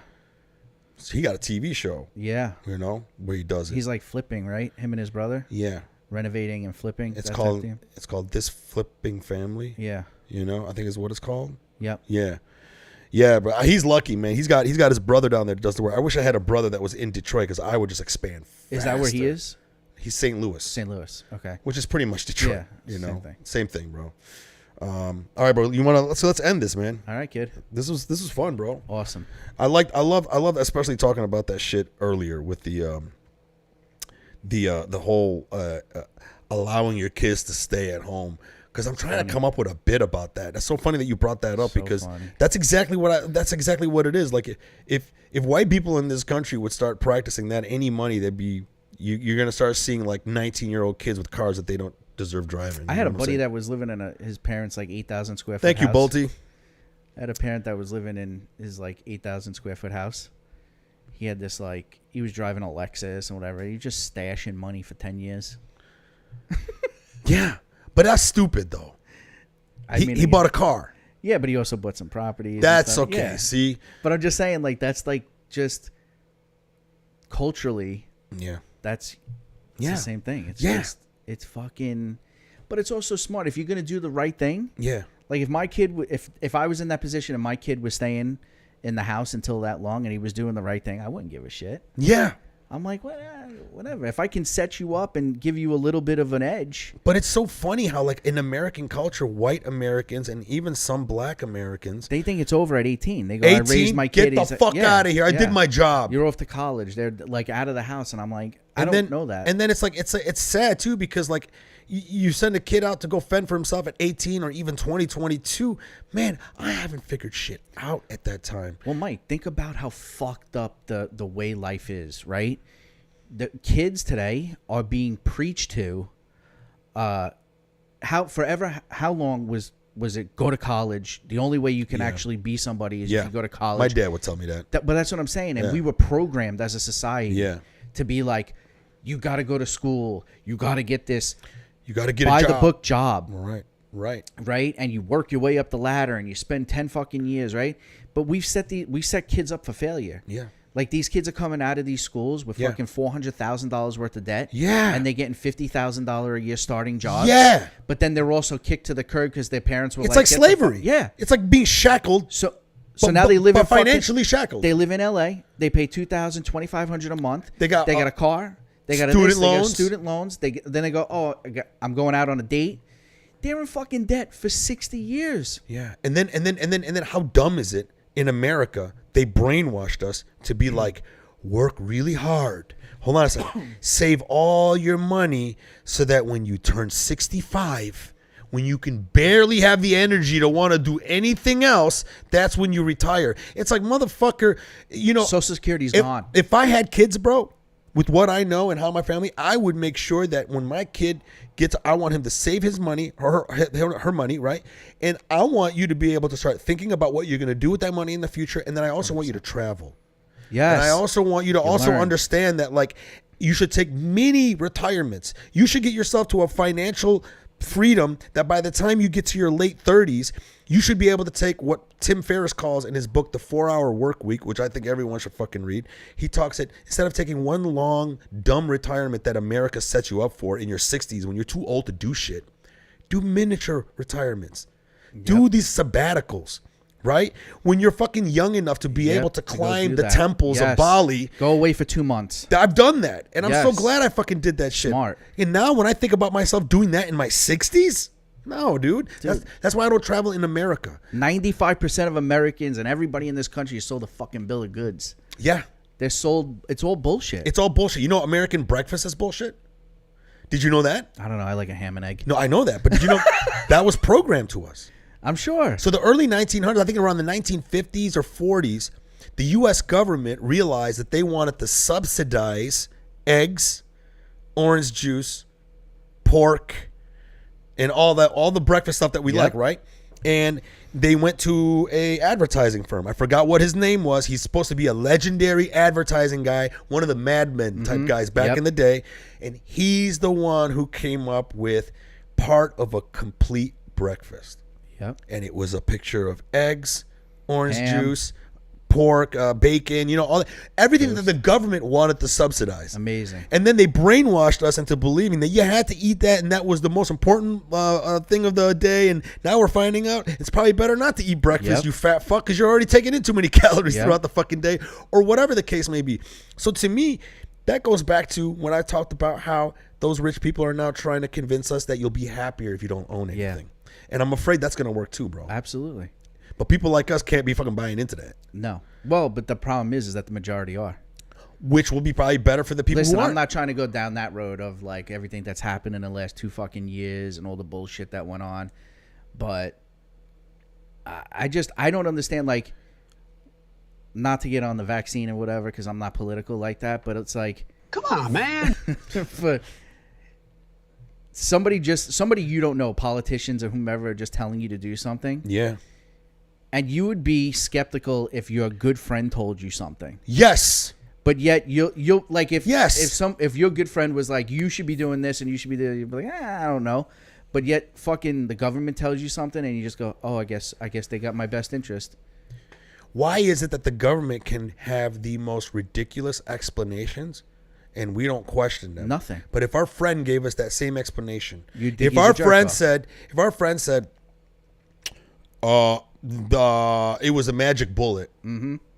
we would not be friends with that person anymore. You'd be like, magic bullet. But then the fucking killing of JFK, all of a sudden, a bullet, apparently, there wasn't two shooters. One bullet exited him, made one 90-degree turn in 2 inches, and then made another 90-degree turn. People like authority. They like being told what to do. I think they're too scared Yes. of that apparatus. They like to know. That they just want to be like, okay. They want to know somebody is apparently taking care of them. Yeah. And the truth of the matter is, it's like, no one's fucking doing anything for you. Everyone's lining their own pockets. Yeah. Everybody's getting rich. Everybody's putting their own friends and family in positions. This vaccine thing. It's all bullshit. You know what this vaccine thing taught me? How many fucking CEOs got rich in the last couple of years from Pfizer and Johnson and Johnson, and everybody's stock went through the... Oh, yeah. Come on. Exactly. The thing is that, like, to me, the vaccine thing was interesting because for so long I would be mad at conservatives and Republicans because they... Who are both douchebags, by the way. What? Both sides. No, both sides are douchebags. They do, Both. but in there, they're practically the same people. Yes. That were brainwashed to believe that we only believe in we're the color red and we're the color blue. Yeah. They're basically gangs in Detroit. That's it. That's what, you know what I'm saying. Pleasant Creek. I was in a gang in Detroit and I wore blue, and if somebody was wearing green, he would shoot me. Yes. Because I was wearing blue. Yes. It's so dumb. But the point is that, like, so for so long I'd be like mad at the Republicans because the Republicans would bow to the military industry. Mm-hmm. The military industry would try to have to convince us to go to war, right? So that we would give them all the tax dollars so they can make the money to continue these fucking wars, right? And it was always the conservatives that were the ones that would cheerlead that side of, you know, for the military industry. Yeah, war, freedom, whatever. The liberals were always the ones who were like, what the fuck? What do you mean? But then when it comes to the vaccine, it's the polar opposite. When it comes to the vaccine, the liberals champion the fucking drug companies and shame anyone who doesn't want to do it. And they're basically all doing the same thing, man. It's insanity. It's just insanity. To me, it's like the military industry banks off of Republicans as much as during this last thing with the vaccine, the people that were making the vaccine were banking off the liberals. The liberals were the ones that were shaming everybody so that these motherfuckers can make money. It's, I mean, to think that there are people that got 6 or 7 booster shots. I know, dude. Dude, I know. Like, if you sat down and just looked at yourself in the mirror and said that out loud in the fucking mirror, like, I got 6 additional ones. Yeah. After they told you only you needed up. one, and then they got you again. Still got sick. And then they got you again. And you still got sick. Bro, I fucking got COVID before the vaccine. Then I was forced to get the vaccine because I had to get it, right? Got it. Got COVID again, and then the second time it was worse than the first time. So what the fuck? Listen, at the end of the day, if you really listen to what it is, it's a variant of the flu. And if you're, listen, it's going to affect older people who have compromised immune systems. Who told them to get old? Fuck. Okay, so we have that. Right, so we have that. But at the end of the day, if the other thing that drives me crazy is the people who take the test. So they go, I'm going to take a COVID test. And then they get, I have COVID. Now what? Now what? What do you? Okay, how does that change anything? Like, is there a medication for that? Is there a magic drug that's going to take care of that? You just got to ride it out. I think at that time it was good for you to know that I'm going to just stay inside and just avoid people. Even though it was very early on, man. But what I'm saying, Mike, is like, when I got sick, I took it seriously and I just made sure I stayed in my house. I understand that, but you're not going to do anything different. Like, when somebody is like, oh, I have COVID, I'm like, what are you doing any differently than if you had the flu? If you had the flu, you would stay in the house. I know that, but they scared us. Exactly. They scared us, bro. That's what I'm saying. They terrified us. Crazy. It's crazy. And to me, what's crazy is how easy it was to just flip a switch in some people's brains and turn them into these zombies. And I'm not trying to be like disrespectful, ignorant, naive piece of shit, not caring about others, but it's just like, let's talk about what it is that you would actually do if you got COVID. What would you do differently than if you just had the flu? Go to the hospital, I suppose. Yeah. You would stay in the house. Yeah. You would drink fluids. You would eat. You would vitamin C. You would take care of yourself. Right? If it was really bad because you were older or you had a compromised immune system, then you end up in the hospital. Sure. I get it. But if we're talking about, if this is real, a 98, 99% survival rate, wouldn't you take your chances? That's the same thing as if if we're going to use that as the example, you would never get on an airplane. Bro, I have liberal friends.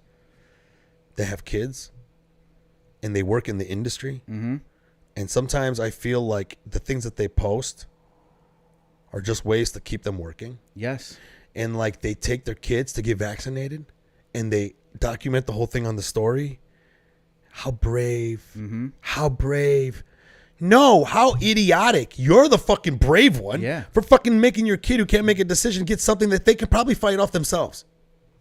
Listen, there man. were fucking people when we were doing comedy in the pandemic bullshit in backyards and shit like that. Yeah. And I would post a clip.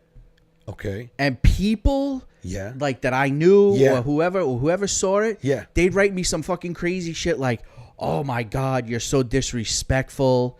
You're not taking it seriously. You could be infected. You're just spreading it." Do you know what happened to me? This really pissed me off, bro.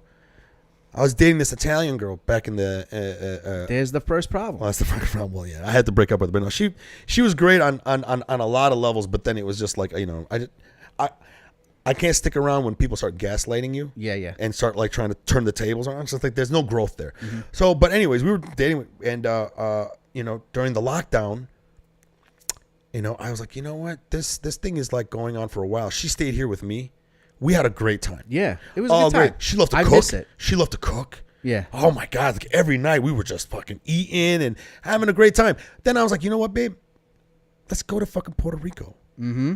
Let's fly to Puerto Rico. I go, I'm gonna get a place that I was at last time at this golf resort. They have a private beach, which no one is ever on this fucking beach. You want to talk about social distancing, okay? It's the best. And we already know now that COVID can't survive under the sun, right? I go to fucking there, right? We're sitting on the beach, and I just like, whenever I'm on vacation, sometimes I post a picture to let people know I'm on vacation, because sometimes when you do that, a lot of your friends are like, oh, that's fucking great or whatever. And you caught shit. A lot of my close friends, I'm talking about people that I've known for years, decades, okay? How dare you? You don't care about old people. How many people have you killed on that airplane? Blah, blah, blah, blah, blah, blah, blah. And I was blown away, Gary. I couldn't believe that the very people who, whenever I posted a vacation picture before, would be so happy that I'm on vacation, now all of a sudden we're like, fuck you. I'm doing my job staying inside, being fat and miserable and compromised. Why are you enjoying yourself? People were calling the people. I couldn't believe it, bro. It was so heartbreaking. People were ratting on people who were walking on the beach, their dog, like all alone on the beach in LA. People were calling the authorities on them. Could you imagine how fucking crazy this world has gotten? Like that, like you see someone 300 yards away who is totally by himself, throwing the ball to his more dog. than 300. He's got a telescope. He's just like, I got to get out of the house for a half hour, and he's throwing the ball all by himself. He doesn't even see you. And then all of a sudden, on quads, cops pull up and are like, "What are you doing?" Like, if they could do that, they could do a lot of shit. To me, that's the scary That's part. what scares me, because I think that is. Was it a test? That, well, you know what this is a byproduct of? This is a byproduct of America losing its sense of community, right? So instead of like, so for example, like I'll be on my street, right? And then maybe like at one point I remember the Polish guy next door to me. He built his own house, right? So he had a lot of wood in the backyard. Okay, someone called the city on him for having all that wood in the back, and then he came yelling at me, thinking that I did it. Right. And I was like, what the fuck? Why would I do that? Yeah. But the point is that me and him ended up having this old school discussion. Right. Where he agreed with me, where I'm like, that just shows that we have a breakdown in community. Because if this was a real community and we all knew each other in some way, you wouldn't have to resort to calling the cops. You would just literally walk up and be like, hey, Bill, that's an eyesore back there, man. Do you mind like fixing that or whatever? There's no such thing and a lot of the times that type of community cordial talking to, the other person would be like, oh, you know what? I didn't even realize that was bothering you like that. Okay, sure, Or maybe people would help him move the fucking shit. Now it's like, you don't even do that. You don't don't know. even meet that person. You just call the fucking cops on them. It's shitty. And the fact that cops can fucking be called for shit like that means that we need to restructure what cops do, bro. I don't think cops should be handing out tickets. We had that one night at Saad's house when we did a fucking comedy show back there. It was the middle of the shit going on, and we were in that backyard, and there was like 25 people, whatever, and the cops showed up.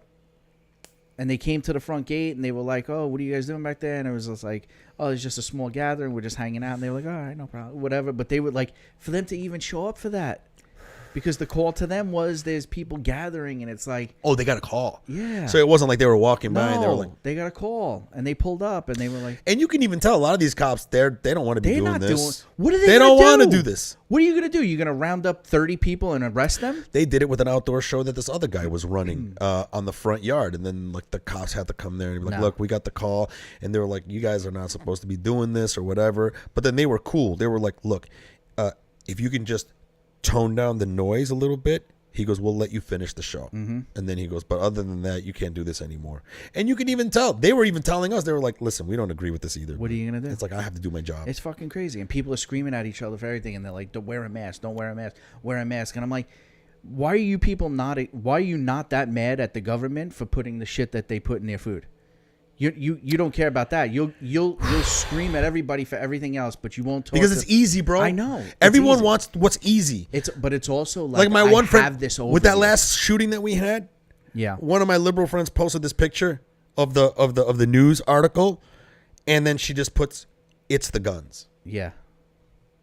It's good. And I'm like, you know, that you don't give a fuck really about the guns thing, because if you did, you would look at both sides of the issue. Instead, it's much easier for you to be cool in your echo chamber.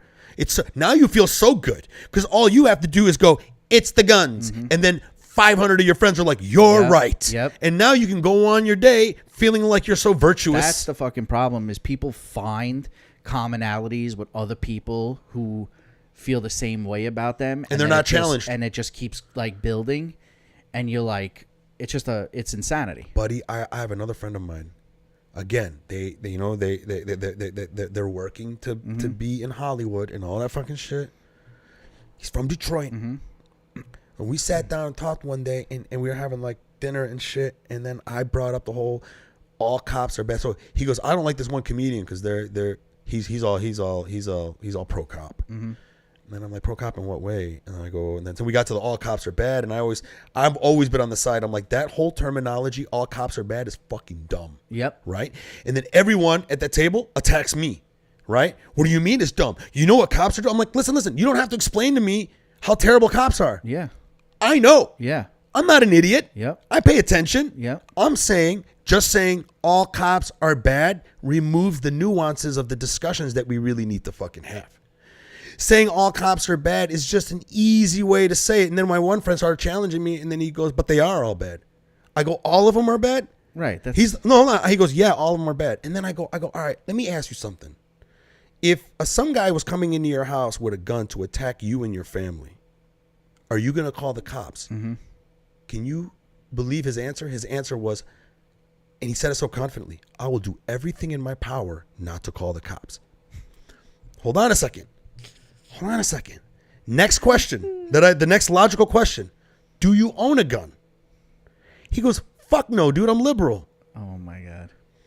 Then I'm like, so what power do you have that you're talking about? You're going to do everything in your power. You're going to talk him out of it. You're going to fucking tell him jokes. I'm going to put you in my movie or what? What? And he got mad at that. Yeah. He got mad. He got like really, really mad. Like the seething like hatred. But he really did. He was locked up. He couldn't say anything. And it's like there's ideology and then there's reality. Mm-hmm. But that motherfucker's like stuck in ideology, and I can't break him out of it. No. Even with that logic, I can't break him out of it. No. On the flip side, I'm sorry, I don't know how other people feel about this. That's how I feel about conservatives with abortion. They throw their emotion into the mix so much they can't even have a nuanced discussion. When you're like, hey, okay, you want to let all the babies be born, but we can't even take care of half the babies that are born right now. What are you going to do? They have no answer. To them, they have this emotional thing about not killing a baby. But then when you have all these other questions afterwards, they only stop at don't kill the baby. And liberals are the same thing with guns. Yep. They're just like, it's all the guns, but how about all these other nuance, or it's only cops are bad? But how about, they don't want to talk about that shit. They don't want to talk about how we need to have a different psychological reevaluation of cops every month, mandatory, so that they could see the psychologist without having to see the psychologist in front of their peers, and then their peers going, "Oh, can you believe Gary went to go see that? He's cracking." The like some of the recent stories with the cops and this kid that, you know, in Memphis, that got killed. That's fucking crazy. I actually think that kid was set up. Wait. What? Can you tell me what happened? That was the kid. He's not a kid. I think he was like 28, but he got pulled over. It was 4 black cops. He's a black guy, and they pulled him over. Said he was driving reckless. Okay. And then they asked him to get out of the car. And then they like pinned him on the ground, and he ended up like, they were beating him. They were like wailing on him. They were like punching him in the face, kicking him, and he actually got up somehow and got out of it and ran. And then they tracked him down, and they were kicking the shit out of him. And is this on video? Yes, it's all on their body cams. Like, they're legit. There was no reason, just like over the top. It was just insanity, and he died. How long ago was this? Just in the last 2 weeks. Oh, shit. And so he died, and it's just like, it's crazy. Like, how does it get to that point? Like, all right, so if he was driving reckless, if you get handcuffs on him and put him in the back of a fucking car, like, that should be the end of it. Like, but why did he run? Did they start beating him first, or did he run and then they had to catch him to beat him? I think they were starting to beat on him, and I actually think he probably got scared, because I think he ended up probably feeling like, these guys are going to kill me. I think that's probably what was going through his head, like, from the shit that I've seen. And he ended up just running. He was calling out for his mother, too. While he was running? While he was getting beat. And so these guys are all now arrested. They're all facing charges. And a couple of them have prior instances of beating people that they've pulled over and shit like that. They've had complaints against them. And they're all 4 black cops. All 4 black cops. And I'm like, why did they pull this guy over? Like, what? Like, how did it get to this level? And I'm just trying to figure out, like, you know, they also say he worked for FedEx. He was a nerd. He was like a skater kid. Like, he was just a nerdy FedEx delivery guy. He didn't have no drugs in him, or that there was nothing. He had nothing in his blood or whatever. He wasn't drunk. No. And they didn't find anything. They have the whole body cam thing online. Yes, you can watch the whole thing. You watch the whole thing from the moment that they pull him over. Yep. And then they took him to the hospital, but he had so much bleeding on the brain and swelling, and he was just done. And he succumbed to his injuries in like 2 or 3 days. And I'm just like, how does it get to that point? Like, what the fuck? How does it get? I think his name is Tyrus something or other. Just put in Memphis cops. I go Memphis. I go body cam. Oh, it's Memphis. Yeah. Not Mississippi. No, Memphis. Tennessee. Yep.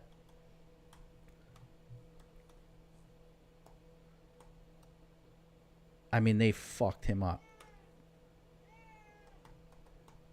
You trying to get on the podcast, Sky? Yeah. Tyree Nichols calling for his mother. Holy shit. Where do you find the video without having to watch it on there? I mean, it's on YouTube. I just go on YouTube that, Mike Eshaq. Yeah, buddy. Man, this is yeah, to me, here's another thing though. I got something to say about that. I haven't seen this, right? But I got something to say about sometimes you will see these. Wow, hold on. Yo, this is 26 minutes. Yeah. Full video. Yeah, they. This video is inappropriate. I understand. I wish to proceed. The following. I understand. I wish to proceed. I'm just gonna fast forward a little bit. I'm on the ground. Hold on. All right. Hold on. I forgot. I can't do it on this one. I gotta do it on the Google. In any event, they're just.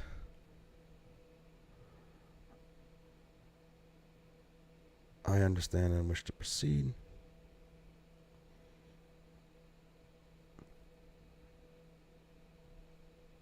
I'm gonna share the screen. do anything. Hey, I didn't turn your ass around. All right. On the ground. Whoa. You don't do that, okay? Get on the ground. Get on the ground. Okay. Raise your ass. All right, I'm on the ground. Lay down. He's not even putting up a fight. On the ground. I think I tased you. Get on the ground. One. Now. I tased you. All right, okay. All right. Man, they came in with so much. Crazy. But what happened before? That's the important thing. What happened before, though? What do you mean? Why he got pulled over? Yeah. Like, did they They have a said- good reason to be They mad said at he- him? They said it was reckless driving. I don't know. Was he really recklessly know. driving? I don't know. But still, at this point, he's pretty coherent. Okay, so now he's resisting. See, he's getting up and he's fighting them now. they tased And him, they tase him and he's still trying to run away. and then they think they just beat the shit out of him. And then they chased him down, right? Okay. Damn, bro. See, this is where I think the disconnect is. I think the disconnect comes from most black people, especially friends that I know, very terrified of Yeah. situations with cops. And I think that fear makes them act irrational. Yeah. You know, like you're having a hard time keeping your wits about you. You're probably right. And I think that's what happened here. This is from what I'm gathering. It seems like he's like, all right, I'm on the ground, but they're how like, did- get on the ground, get on the How does it ground. get to a point where they just beat him to death? That's crazy. Yeah, like why do you keep There's hitting 6 him? of you. And then one of the cops was quoted as saying, like, because it picked up on the body cam, he said to the other cops, I was fucking hitting him with straight haymakers. Like, they were almost, like, bragging about, like, how they just fucking manhandled him. That's wild.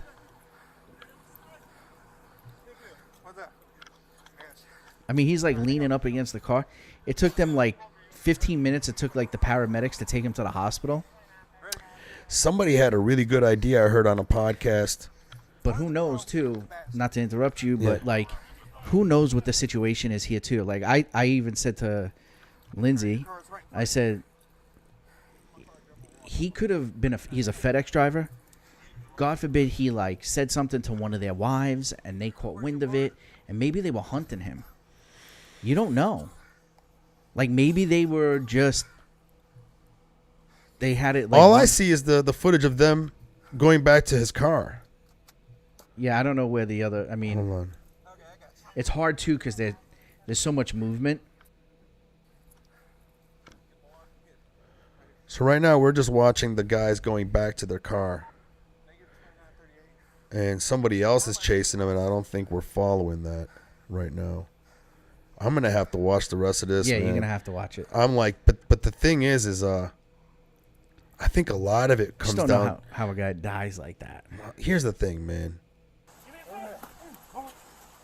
Okay, so this is them catching up to him. So this is now we're at the other body cam where the other guys caught up to him. And now they're just beating the shit out of him.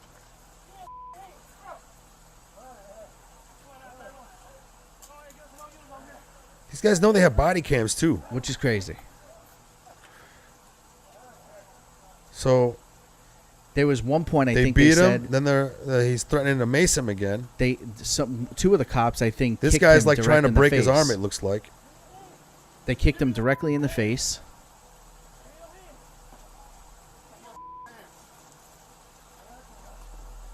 They're macing him. So he's on the ground already Yeah. and they're still macing him.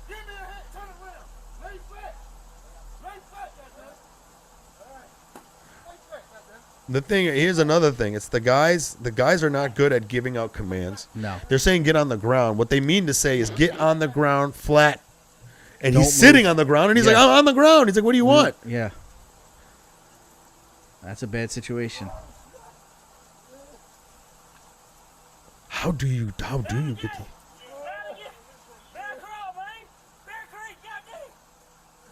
Damn, bro. All right, well, I'm gonna have to watch this again later, bro. I don't know, man. I think a lot of it. crazy. I think a lot of it is these motherfuckers. They don't have any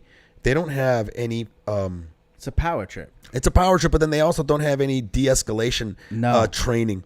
You know, like there's none of that. I know. These motherfuckers ain't even thinking about shit like that.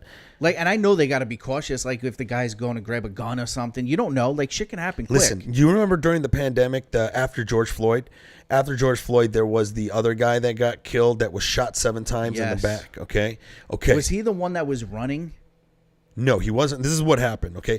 So this is the thing. Okay. I'm just going to break down like how I had to experience it at first. That made me mad at the cop, right?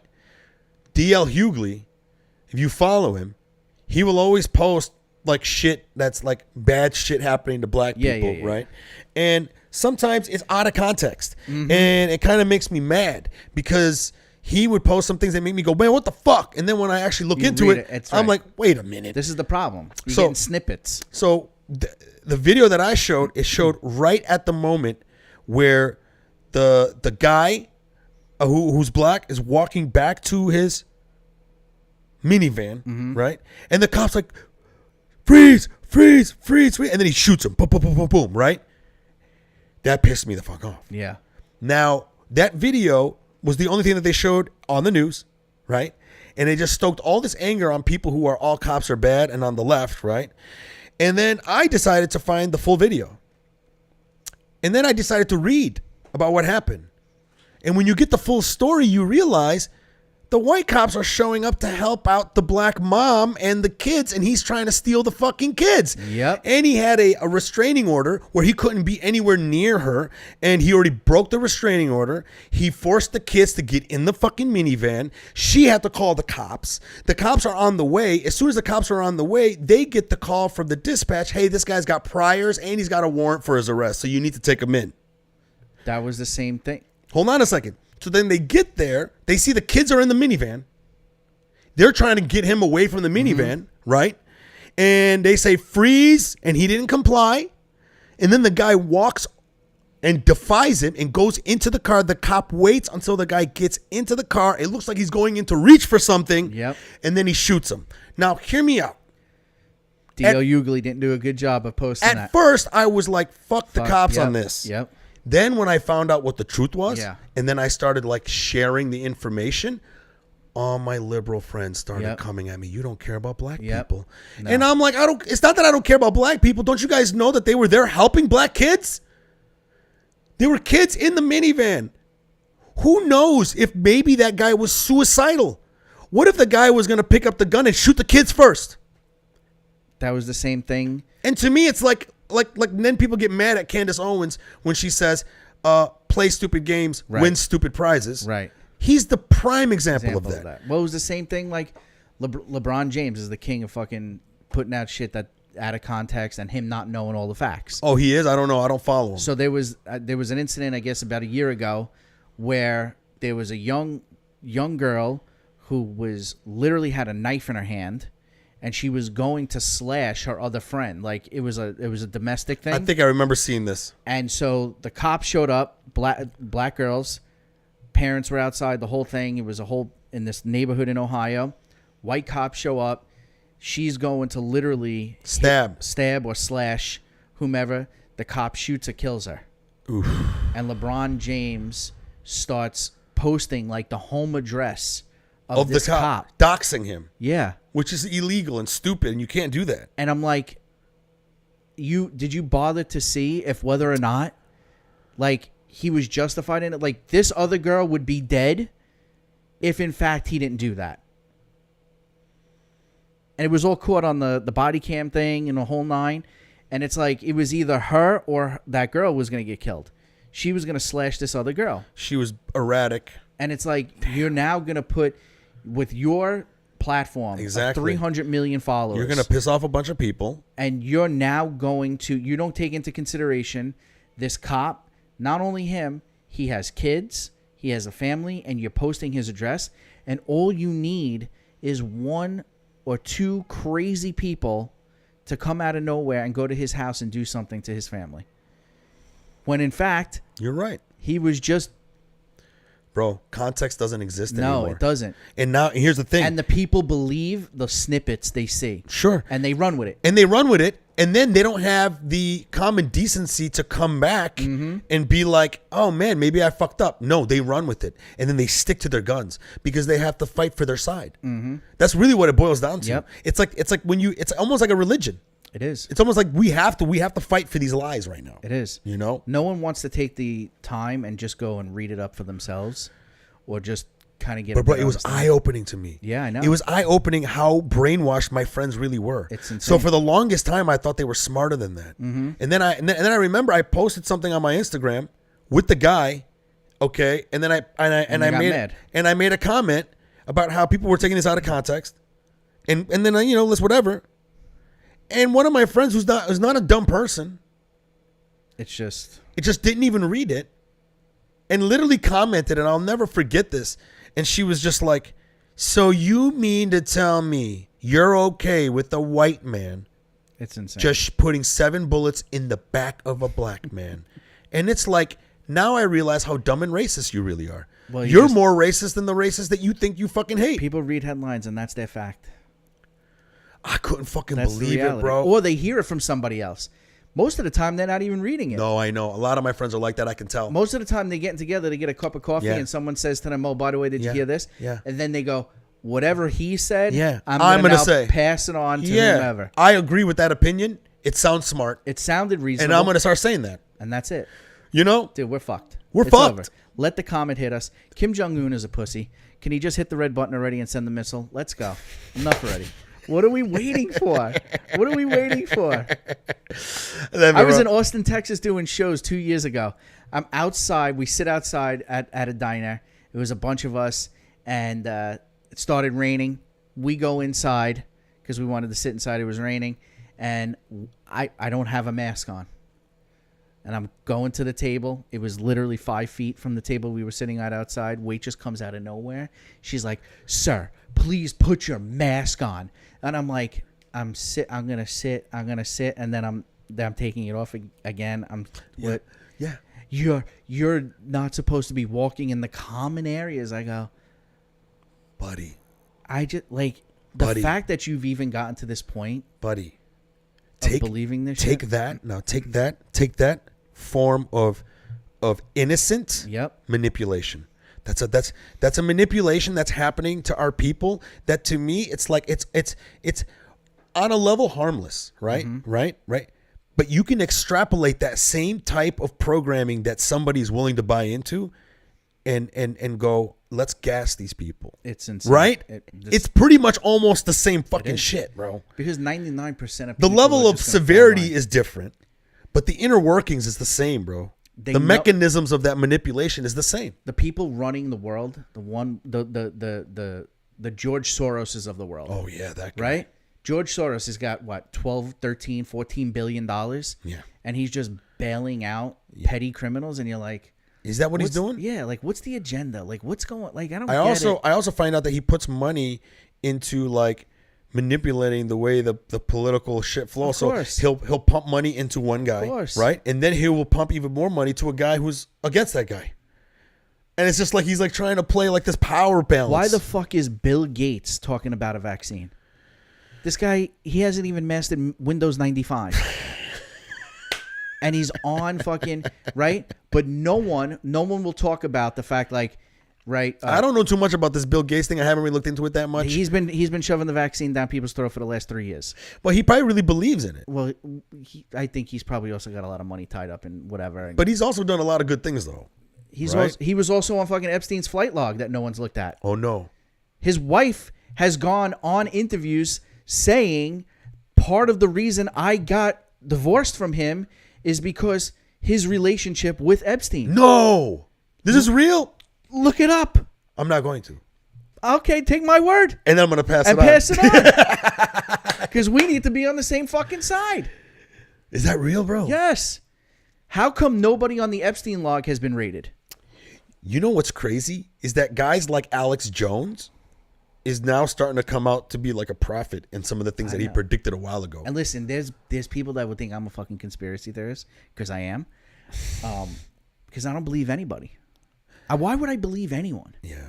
I'm the same way, bro. You know what I'm saying? I'm And the I'm not same like way. out there like preaching, and I don't do that on social media and shit, but I'm just like, I'm not fucking taking your word for it. Yeah, bro. Why? I think people like me and you, man, you know. Who the fuck is Chuck Schumer? Right. All I know is that his fucking niece, Amy, looks like a potato with eyes. Ooh. She's fat and ugly. I don't really fucking know what she looks like. Oh, you talking about that's her niece? Yes. No. Yes. Amy Schumer? Chuck Schumer, they're related. No. Yes. You're lying. It's true. You don't know that's It's all true. true. I'm telling you. I'm going to Look run that with shit it, though. I'm telling you, I read the New York Post. I know everything. The New York Post. Fucking We're back nice, on that shit. nice fucking conservative paper. I know everything. Are you conservative? Yeah, I lean that way. Yeah. More. Mm-hmm. Do you But I'm lean- not like fucking unreasonable. Do you lean a liberal on anything? Well, I'm for abortion because how else would the Democrats kill each other? You got to get it before that. You know what I'm saying? It's also they kill more white babies. I listen. I'm more conservative from a financial. That's where I Yeah. like I'm the pretty taxes conservative in stuff that. and shit. Like, Yeah. I mean, come on, Yeah. fucking ridiculous. But when it comes to gay marriage, I'm like, go. I don't care. I was owed my wife and I were owed a refund on a tax return that we had. Okay. And they haven't given it to us in like 8-9 months because their processing is so fucked up. Okay. And you earn interest on that money, right? So they send you a letter and they say this is X amount, whatever the dollar was. This tax. This is interest that we have accumulated on your money, and This is the government. this is the government, and that interest is then taxed. That's hilarious. So, dude, like, That's hilarious. You're fucked. You know what pissed me off? And that's why my motto is you just gotta outrun it. When you're in the Marines, you're getting You paid gotta outrun with it in the tax Marines. dollars, Yes, and then you get taxed on Tax that. on it. I'm like, It's what fucking the crazy. fuck is this? it's crazy. They made you pay for your uniform. You just they get- made you pay for everything you have there, and then when you finally get some money, they tax it. I was like, I was blown away, bro. You're taxed on everything. Yeah. All right, we got to end this podcast, buddy. All right, kid. I got to get going. This was fucking awesome. I'm going to watch the rest of this fucking video. Plug your thing. I'm about to let it go. Plug it. Plug anything. Oh yeah. Well, you can find me and my shows at Gary Leli Comedy. I'm also on Instagram at Gary Leli Comedy, and we got a cooking show which we didn't really talk much about, but we got to have you come over. Oh, I would love hang it. out, do Yeah. a little snack review with us. Yeah. And that's on Instagram at Good Cooking Show. Nice. It's also on YouTube, Good Cooking Show. I saw some of those clips, man. Yeah. They're great. So come over, review some fucking fruit roll-ups with us. You know, keep it nice and light. You don't review any of your own cooking? You don't we cook? could. I do. Yeah. So you're cooking and then we're Well, reviewing your obviously, cooking? you never fucking watched the show. You lied. This is not. I fair. saw the part where you guys are eating fruit roll-ups and shit. Yeah, no, we have all cooking episodes on there. I do all recipes and meals. But do you have people come critique those? No, but if you want to come, You should and do do that. We'll do that. We'll make a meal, and then you can You should tell make us a if you meal hate and then I'll bust its balls. and you can give us a Yelp review. You have you're on Yelp? No, you. Shut up, dude. I'm just saying you can give us a review. You have to be on Yelp for me to give you a review. I'm not on Yelp. Yeah, I got a so- cooking show in my kitchen. Who the fuck is coming? New York Post, guys. Just you. New York Post. Guys, MikeFromDetroit.com, everything. I got new show dates. I'm coming to Houston. I just booked New York. Dates are coming up on my website soon. I'll see you guys later. This was an awesome podcast. Thank you very much. You're the Peace best. out. Public Yemeni #1.